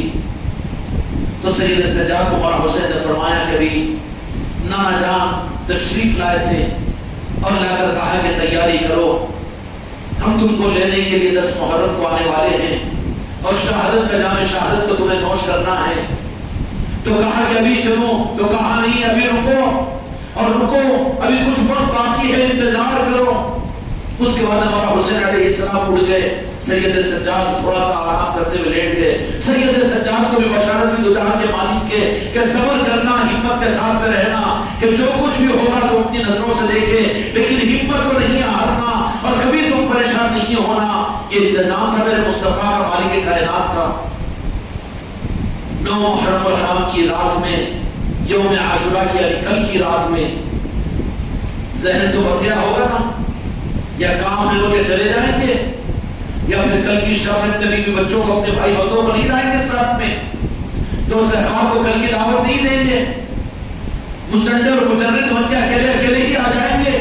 ارے کہنا تو تمہارا کام ہے، حق کے معاملات میں تم حق کے سپاہی کا ہو، اگر تم حق کی دعوت نہیں دیتے اور صرف اکیلے خود کے آ جانے کا پلان بناتے ہو، یہ بات بالکل غلط ہے۔ جہاں تک ہو سکے پیروں پر ہاتھ رکھو، لیکن ان کو یا تو حسین کی محفلوں میں لانے کی کوشش کرو، کیوں کہ اس وقت میں القا ہے یہ چیز، تمہاری اولاد کو، تمہاری بیوی بچوں کو، تمہارے خاندان، تمہارے رشتہ داروں کو کہاں یہ دولت ملے گی، کہاں لے جا کر یہ دولت دلاؤ گے؟ یہاں پٹ رہی ہے جہاں پر تمہیں کوئی رکاوٹ نہیں، تو لانے سے کیوں روکتے ہو؟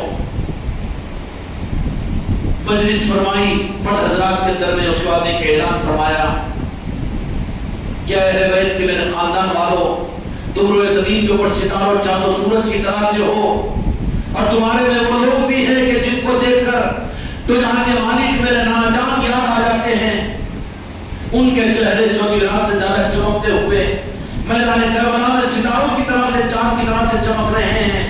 ان کے سامنے مولا حسین علیہ السلام نے فرمایا کہ کل کو یہ حالات آنے والے ہیں اور کل کو یہ ہوگا، اگر تم چاہتے مناسب سمجھتے ہو تو تم کو میں یہاں سے جانے کا پورا راستہ دے دیتا ہوں، اور تم چلے جاؤ مدینے کے اندر میں، اور اہل بیت کی جو ساتھ کی عورتیں ان کو بھی لے کر چلے جاؤ، اور مجھے میرا یزید کا مقصود صرف میری ذات ہے، میں اکیلا اس مسئلے کو نمٹ دوں گا۔ ہونے والا واقعہ معلوم تھا، لیکن خدا کے سامنے شہادت دلوانا بھی تو مقصود ہوتا ہے، ارادے کا ظاہر کروانا بھی تو مقصود ہوتا ہے۔ ایجاب و قبول سے تو نکاح ہوگا، ایجاب و قبول نہ ہو تو نکاح نہیں ہوگا نا، ایسے ہی کروایا جاتا ہے۔ نتیجہ یہ نکلا کہ ان مردوں کے سامنے مولا حسین علیہ السلام نے یہ بات کہی کہ یزید کو معاملہ صرف میری ذات سے ہے، میں نمٹ لوں گا، جا کر بات کر لوں گا یا اس کو یہاں پر بلا لوں گا، تم کو پورا موقع ہے کہ تم اہل بیت کی عورتوں کے ساتھ میں نکل کر مدینے کو چلا جانا۔ تو ان میں سے ایک مرد چیخ کر یہ کہنے لگا کہ یا حسین آپ نواز رسول ہے، قیامت کے میدان میں ہم اپنے آقا کو کیا منہ بتائیں گے؟ ہم زندہ ہو اور آپ ہماری نظروں کے سامنے شہید ہو جائے، ہم اس بات کو گوارا نہیں کر سکتے۔ میرے آقا نے فرمایا، بچوں کو کہا کہ اے معصوم بچوں، کہ تم کو بھی جانے کی اجازت ہو، تو بچوں نے کہا کہ زندگی گوارا نہیں ہے آپ کے بغیر ایک لمحے کی۔ تو کہا کہ ہمت کے ساتھ، ہمت استخلاق کے پہاڑوں کی ان باتوں کو سن کر مولا حسین علیہ السلام کوفہ کے میدان میں عورتوں کے اس خیمے کے پاس پہنچے۔ اس خیمے میں کہا اپنی بہن زینب کو آواز دی، اور سیدہ زینب رضی اللہ عنہا جو حضرت امام حسین علیہ السلام کی بہن تھی، سید کائنات فاطمہ الزہرا سلام اللہ علیہ کی شہزادی تھی، کہا کہ بہن زینب، ساری اہل بیت کی عورتیں جو ہیں ان کو ذرا ایک جگہ کر لینا، میں ان سے بات کرنا چاہ رہا ہوں۔ سید زینب رضی اللہ عنہا نے وہاں پر عورتوں کو بلایا اور وہاں پر پیچھے بٹھایا، اور سیدہ زینب سامنے آ کر ٹھہری۔ اس کے بعد مولا حسین علیہ السلام ان کے سامنے خطبہ ارشاد فرمایا، ارے عورتوں کو بیعت کیوں کرتے ہو؟ میدان کربلا سے پوچھو کہ عورتوں کی بیعت نہیں ہوئی؟ اب تو مسلمان ہے، شاپنگ مال کو عورتوں کو لے جاتا ہے، جماعتوں میں عورتوں کو لے جاتا ہے، مدرسوں میں عالمہ عورتوں کو بناتا ہے، لیکن بدنصیب تجھے اپنے بیوی کو کسی کامل پیر سے بیعت کرنے کا موقع نہیں۔ تو اپنی بیٹی کو کسی کامل پیر کے ہاتھ میں حوالے کرنے کا مجھے موقع نہیں، تو بدنصیب ہے، یزیدی ہے، کیا ضرورت ہے؟ ہر چیز کی ضرورت ہے، اس کی ضرورت محسوس نہیں کیا۔ یوم عاشورہ کی رات کے اندر میں مولا حسین علیہ السلام نے اہل بیت کی عورتوں کے سامنے خطبہ ارشاد فرمایا اور فرمایا کہ دیکھو تم لوگ اہل بیت اطہار کی عورتیں ہو، اور کل کو یہاں کے حالات بگڑ ہیں، ان کا مقصود صرف میری ذات ہے اور میں اپنے معاملے کو یزید سے نہیں ٹالوں گا، تم کو موقع ہے کہ تم واپس جانا چاہتے ہو تو جاؤ۔ سیدہ زینب رضی اللہ عنہا سلام اللہ علیہ آگے بڑھی اور مولا حسین علیہ السلام کی گردن پر بوسہ دیا اور پیشانی پر بوسہ دیا اور بوسہ دے کر کہا کہ بھائی حسین، کہ آپ کو میدان کربلا میں دشمنوں کے نظر میں چھوڑ کر ہم جائیں اور زندگی کے ایک لمحہ ہم کو زندگی ملے، خدا کی قسم برداشت نہیں کرتے کہ اس حالت کے اندر میدان کربلا کو چھوڑ کر نہیں جا سکتے۔ ساری عورتوں نے میدان کربلا کی یوم عاشورہ کی رات میں ساری عورتوں کی چیخیں نکل گئی اور کہا کہ نواز رسول کو چھوڑ کر ہم زندگی کی خوشیوں کو منائیں، یہ نہیں ہو سکتا، یہ نہیں ہو سکتا، ہرگز یہاں سے نہیں جائیں گے۔ اہل بیت کی عورتوں نے اپنی یہ جذبات کا اظہار کیا کہ یہ بالکل ممکن نہیں ہے۔ امام حسین علیہ السلام فرماتے رہے کہ ان بدبختوں کو مجھ سے مطلب ہے، میں معاملے کو نمٹا لوں گا، یزید کو میری ذات سے مقصد ہے، میں اس کو بلا لوں گا، میں اس کے پاس میں چلے جاؤں گا، لیکن تم چلے جانا۔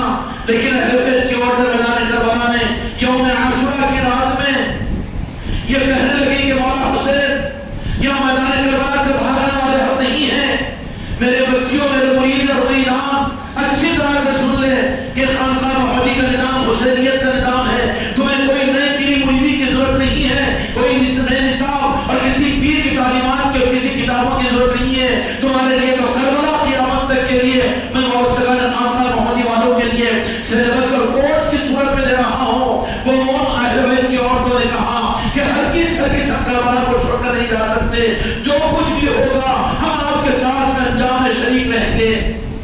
کہا کہ حالات بڑے دھوکناک ہونے والے ہیں، بہت نازک ہونے والے ہیں، کہا کہ سب کچھ قبول ہے لیکن آپ کو میدان کربلا میں چھوڑ کر جانا ہمارے لیے قبول نہیں ہے۔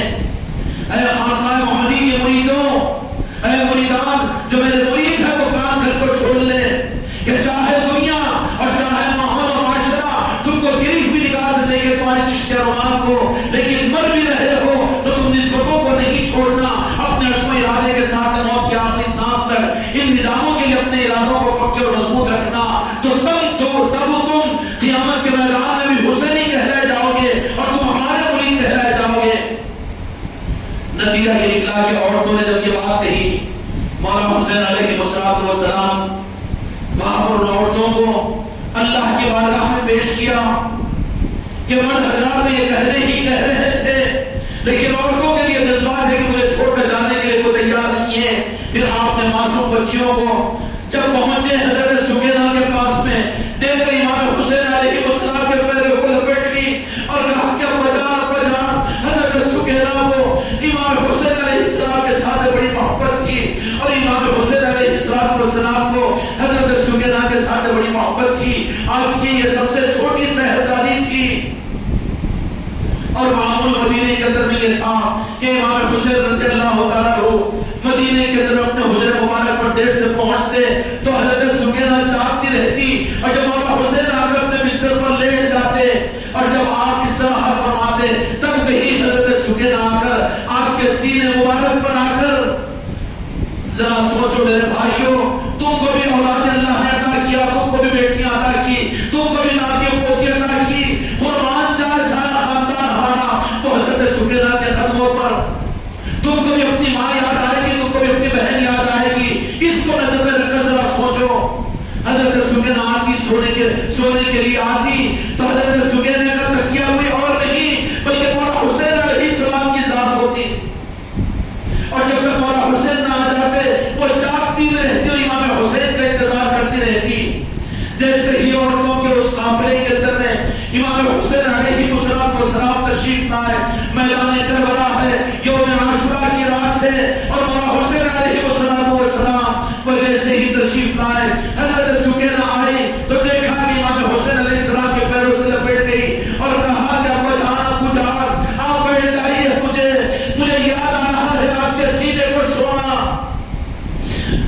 حسین علیہ السلام کے دل پر کیا گزری ہوگی.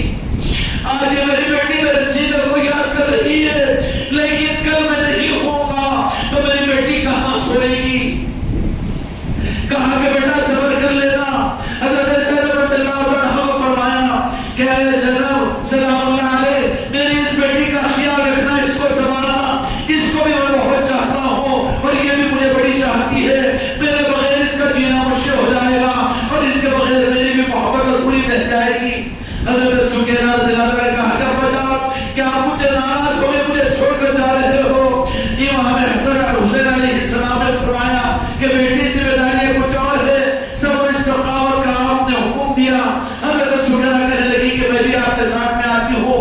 حضرت زینب کو اپنے سے چھڑایا، حضرت سکینہ کو حوالے کیا کہ میری بہن، میری اس لاڈلی بیٹی کو جو میری محبت میں رات میں سونا بھی میرے بغیر پسند نہیں کرتی، لیکن آج تو میں اس کی نظروں کو دکھ رہا ہوں، لیکن کل وہ 10ویں محرم ہوگی اور پھر نانا جان کی امت جب مجھے شہید کر لے گی، میری یہ سکینہ مجھے ڈھونڈے گی مگر میں اس کو نہیں ملوں گا. دیکھ میری بیٹی کو سنبھالنا اور ان کا خیال رکھنا. جب بچیوں نے یہ کہا کہ ہم صبر کرنے کے لیے تیار ہے، مولا حسین علیہ السلام آدمیوں سے فارغ ہوئے اور عورتوں سے یہ عہد لے کر جب واپس ہوئے اور بچیوں کی عصمتوں کو دیکھ کر واپس ہوئے، اپنے خیمے میں تشریف لائے مولا حسین علیہ السلام. اور یوم عاشورہ کی رات میں مولا حسین علیہ السلام اپنے حجرے و تنہائی کو اختیار کیا اور اللہ تبارک و تعالیٰ کے سامنے جو آہوزاری کرتے رہے. میرے بھائیوں، مولا حسین علیہ السلام تو محتاج تھے. اگر آپ کی چاہت ہوتی تو واقع کربلا وہ زمین پر وجود میں نہیں آتا. مولا حسین علیہ السلام میدان کربلا میں یوم عاشورہ کی رات بھی کیا مانگا ہوگا اور کیا اللہ تبارک و تعالیٰ سے دعائیں کی ہوگی.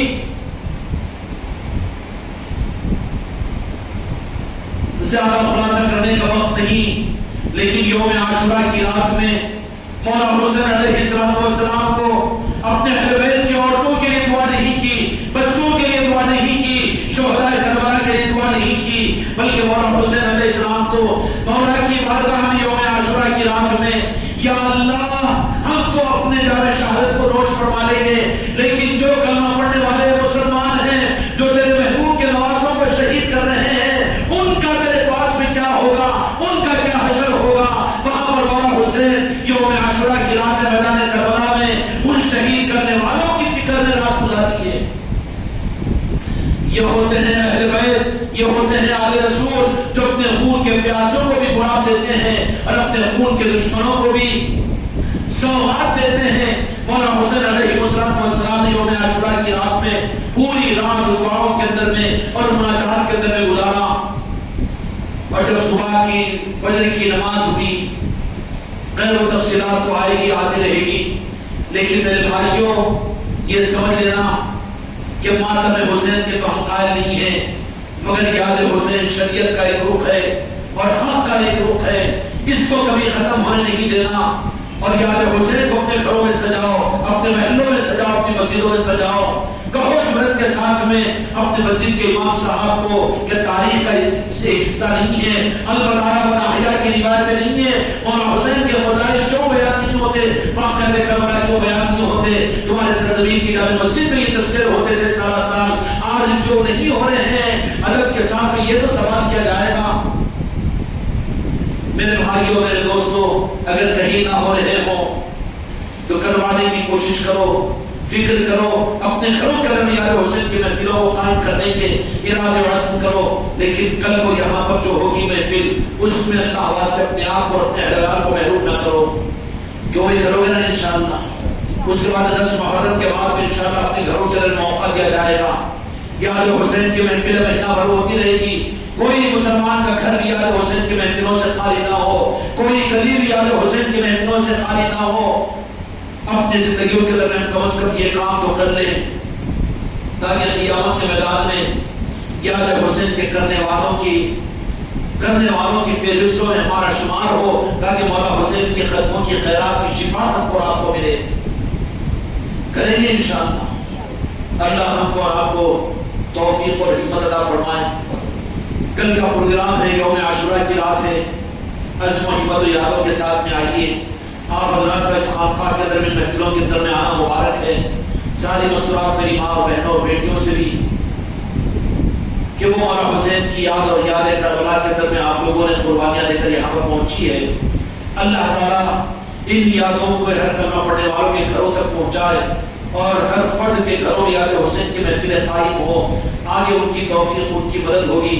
اس لیے میرے دوستو، کل کے ہونے والی محفل کے اندر جو یاد حسین کی ہوگی، مغرب کے بعد میں تو عمومی ہوگی اور پھر لنگر کے بعد میں انشاءاللہ پھر یاد حسین کے لیے یاد حسین میں غم حسین بھی ہوگا۔ غم حسین کی دلیل کہاں ہے؟ تو میرے آقا نے حکم نہیں دیا بلکہ سنت کو تو خود غم کو اختیار کر کے امت کو سنت کا رخ دیا ہے کہ میں خود اپنے نواسوں کی شہادت کا تذکرہ کر کے لوگوں نے میری صورت پر غم کو محسوس کیا ہے، تو غم حسین منانا، لیکن اس کے لیے رسم و رواج حفیظ کے قائل نہیں ہیں، لیکن غم کا تعلق دل سے ہے۔ اگر محبت حسین ہو تو پھر یاد کربلا کی امت دل دکھے گا، آنکھوں سے آنسو نکلیں گے۔ اس لیے میرے بچوں، میری بچیوں، یہ دن تو اس وقت میں اس بات کا ثبوت دینے کے لیے ہے کہ ہمارے دل ٹوٹے ہوئے ہو اور ہمارے چہروں پر اداسی ہو اور ہمارا دل خوشیوں کے لیے تیار نہ ہو۔ تم ایسے بدعقیدہ اور یزیدی مت بنو۔ تمہاری اولادیں اگر کہے کہ محرم کے دن میں شادی کرنا ناجائز ہے کیا، تو کہو، پھر اس سے یہ امید رکھو کہ تم جس دن مر جائے وہ اپنا عقد اور اپنے بچوں کا ولیمہ بھی تو کریں، تب تو مانا جائے گا۔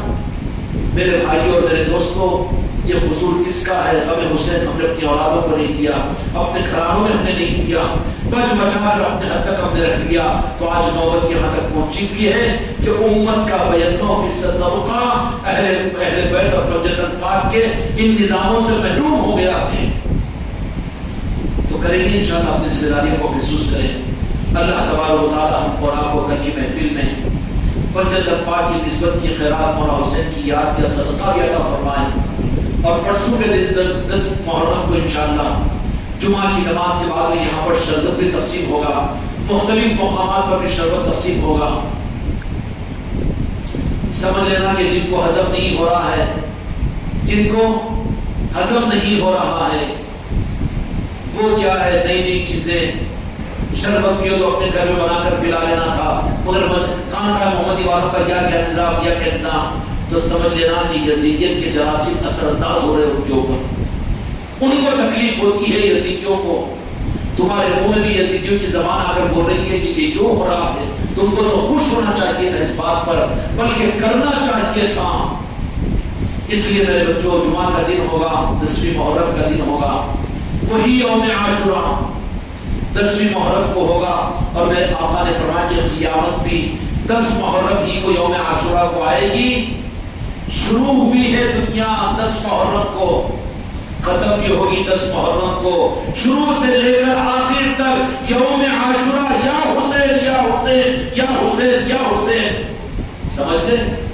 حسین کو بھول کر حق نہیں ہو سکتا، حسین کی یاد حق ہے، حسین کی پہچان حق ہے۔ اہل بیت کی محبت ایمان ہے، جن میں اہل بیت کی محبت نہ ہو، پنجت پاک کی محبت نہ ہو، وہ ایمان نہیں۔ کہے کہ ہم اللہ کے مالک میرے آقا سے بھی محبت کرتے ہیں، ہم دین سے بھی محبت کرتے ہیں، کلمہ بھی پڑھتے ہیں، قرآن بھی پڑھتے ہیں، تو ایک سوال ہے تمہاری خدمت میں ادب کے ساتھ کہ یزیدی کلمہ نہیں پڑھتے تھے، میرے آقا کی سنتوں پر عمل نہیں کرتے تھے، عمل بھی تو کچھ نہ کچھ تعلق کی بنیاد تھی، قرآن پر بھی تو عمل کرتے تھے، لیکن یزیدی کیوں بنے؟ اہل بیت کی محبت کے نہ ہونے کی وجہ سے۔ تو ہم سننے کہاں باقی رہیں گے اگر اہل بیت اور پنجت پاک کی محبت باقی نہ رہے تو؟ اس لیے میرے دوستوں، میرے بھائی اور میرے بزرگوں، گھر کو آگ لگی گھر کے چراغوں سے، یہ اسلام کی تاریخ ہے، اسلام کی تاریخ ہے، لیکن اہل حق کو گھبرانے کی ضرورت نہیں۔ تقریبات میں تعمیر کے چراغ جلتے ہیں، یزید آیا، ظلم کا چراغ، عدل کے چراغ اور حسن یوسف کے اور حسن حسین کے چراغ کو کرنے کی کوشش کیا، تو پھر یزید کی تخت پر بیٹھنے والا معاویہ بن یزید ہی آ کر کربلا کے ان قاتلوں کا بدلہ خود لینے لگا، یزید کی اولاد، یزید کا بیٹا۔ اس لیے ہم کو ان گمراہیتوں سے گھبرانے کی ضرورت نہیں. حق کا نظام حسین کا نظام ہے, حق کا نظام مسجد پاک کا نظام ہے, لیکن اختیار کہ کوئی ایسا دل شاید کہ مردہ نہیں ہوگا, پتھر نہیں ہوگا, جس نے یہ ارادہ نہ کیا ہو کہ اس محرم میں تو اپنے گھر میں علی اعلان, اپنے گھر کے باہر میں اپنے خاندان کے ایک فرد کو یاد حسین کی دعوت دے کر اپنے گھر میں محفل نہ کر رہے ہوں. کریں گے انشاءاللہ سارے حضرات. خانقاہ والوں کو نہ بلاؤ, کوئی بات نہیں, جارے داری نہیں ہے خانقاہ والوں کی, پیر کوئی تلا نہ دو, کوئی بات نہیں, لیکن مقصد ہے یاد حسین. ضرور کرو اپنے اپنے گھروں کے اندر یاد حسین کو کریں گے انشاءاللہ. اور جہاں بھی یاد حسین کی محفلیں ہوگی اپنی حاضری کا ثبوت دے کر ضرور وہاں پر پہنچتے رہنا. سلسلہ خالی 10 محرم پر ختم نہیں ہوگا. جمعہ کی نماز کے بعد شربت تقسیم ہوگا. اس کے بعد میں ریمس ہاسپٹل کے اندر میں برادران وطن اور سارے انسانوں کے اندر میں پھل اور فروٹ تقسیم کیے جائیں گے. پھل اور فروٹس تقسیم کیے جائیں گے. خانقاہ محمدی کا نظام مکمل نظام ہے. اس زمانے کی خواجہ جی کی کرامت کا نظام ہے. کوئی ایک نظام ہوتا ہے تو 10 اعلانات کر کے چندے وصول کیے جاتے ہیں, مگر یہاں پر آج تک کبھی چندے کا اعلان سنا آپ لوگوں نے؟ یہ نہیں مانیں گے خواجہ جی کی کرامت. چلنے والے چلتے رہے, لیکن حسینی کا چراغ دنیا میں چلتا رہے گا, ہماری نماز کا چراغ دنیا میں چلتا رہے گا. انشاءاللہ جمعہ کی نماز کے بعد میں فراغت کے بعد ریمس ہاسپٹل میں مریضوں کے اندر میں جن کو دیا جائے گا یاد حسین کا نام دے کر کہ مولا حسین کی یاد میں آپ یہ پھل و فروٹ دیے جا رہے ہیں. کتنے کلمہ پڑھنے والوں کو علاوہ اب کتنے انسانوں کو مولا حسین کی یاد کروا رہے ہیں. مولا حسین خوش ہو گئے کہ ناراض ہو گئے اس سے. کئی مرتبہ تو ایسا موقع ہوا کہ بہت سے لوگوں نے غیر مسلموں نے کہا کہ مسلمان بھی ایسے کام کرتے ہیں. کہا کہ حسینی کرتے ہیں, مسلمان نہ کرے, یزیدی نہ کرے, کوئی بات نہیں. ہم اور آپ بھی انفرادی طور پر بھی ایسے کام کریں کہ 10-20 برادران وطن کو بھی ہم کچھ نہ کچھ ان کو اپنی طرف سے دے کر ان کو مولا حسین کی یاد دلائے کہ مولا حسین کا مہینہ ہے, یہ شہادت کا مہینہ ہے. کریں گے نا انشاءاللہ. کوئی محروم رہنے نہ پائے, ہر ایک اپنا اس معاملے میں جو کر سکتا ہے پورے محرم کے اندر میں کرے.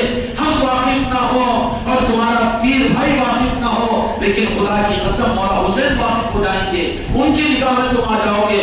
اگر ان کو حاضر و ناظر سمجھتے ہو تو پھر کوئی اس میں پیچھے نہ رہے. ہر ایک اپنے گھروں میں محفل یاد حسین کرو اور اپنے خاندان کو, اپنے اطراف کے محل والوں کو جوڑنے کی اور ان کو یاد حسین کروانے کی کوشش کرو. کریں گے انشاءاللہ. ہاں, کل کی محفل میں بھی رہنا ہے, جمعہ کے دن سارے پروگراموں میں رہنا ہے. اللہ تعالیٰ ہم کے ساتھ ہم سب کو آگے بڑھائے. سلام.